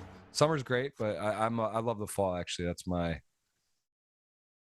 most fun. How much do you love having Lucky on with you? I got to say, Spurious News. I don't want to show my hand too much, but I'm excited. I hope he'll be a repeat guest. He was recently on my podcast. Enjoyed catching up with him. Known Chewy for a long time, and yeah, man, and love the project. Honestly, I think Octopi really is. It's cool. It just seems clean, nice. One of those tools that just is going to be great for everyone. So that's. Thanks, man. Again, hopefully we can work something out where there's some segment or involvement with across the GG Millions and Octopi Poker. I know. Well, that'd be wonderful. I think it should work. That'd be nice. Queen 4, Jack 6, Queen 4 at the gut shot, 3 spades. No one even has a spade. 4 now for Nikita and 23 seconds to 16. So this is that would be exciting to see a 0-0 shot clock if it gets a little more close. I mean, obviously, even now, it's okay. Both players of the pair, 4 spades out there. Yeah, let's announce the winners. Oh my! I did not expect that. That was ambitious. Yeah, that was a stamp, and here we go. I mean, King. We're gonna see it again. Stack. We are gonna see the shot clocks may be null and void. We may not get to see it. 22 seconds, 15 needs and King or an 8 to continue this match. There's a King, gut shot or an ace, or else we will continue. 16% to the river, and boom, boom, boom. There it is. Bjork delivers his first title. Played excellent. Tough seat. Gets it done. This man's been on fire. We've seen him recently a couple times lately. Delivers, came in basically tied for, well, he was second, but tied for first.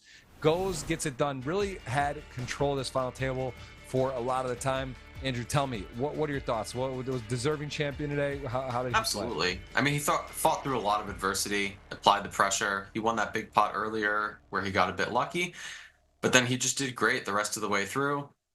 Really just kind of bobbed and weaved appropriately and never took his foot off the gas.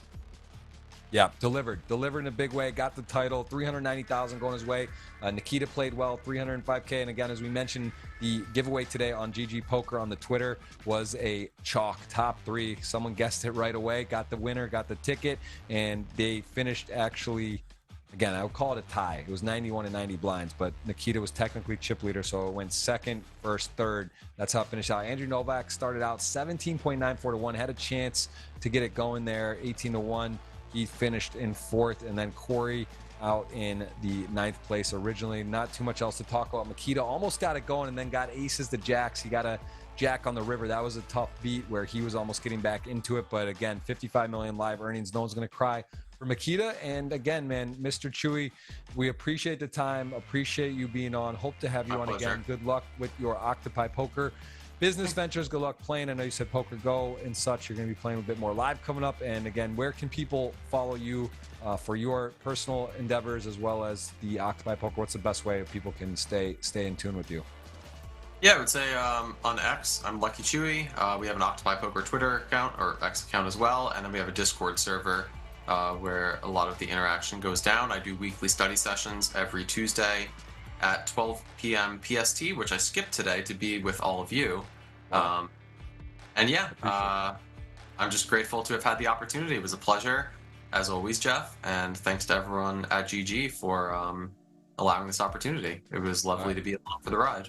Well, we appreciate that, and sorry to those that missed that session with you. Hopefully they had someone else there or was going on. And if they're watching, big shout out to you guys. Hopefully we'll have the GG Poker hands combined with Octopi to do some review, and in the future, love to have you on. Love to have you do some pregame stuff and analysis, and we'll be chatting more. So appreciate the time. That's Lucky Chewy in the building. 20 million plus in live earnings. The man knows a thing or two about the game, and we will see you next week for a massive guest again. Jungle Man will join. He's somewhere in the world. No one knows. It's always a sweat if he's going to show up. He is he comes through. He's becoming more businessman himself, doing a podcast, coming through. But I got to remind him, he's the one I'm a little nervous about, where he could be in some high stakes cash game in Macau or somewhere and forget or sleep in. But we're gonna be on him on the show next week. Always a pleasure to have him, and we'll see you soon. And best of luck, and everybody enjoy your week. See you next Tuesday, same time, same place, and good luck on GG WSOP if you're playing bracelet events. 33 events up until September 30th. Yeah, good luck out there. Have fun. We'll see you next week. Peace.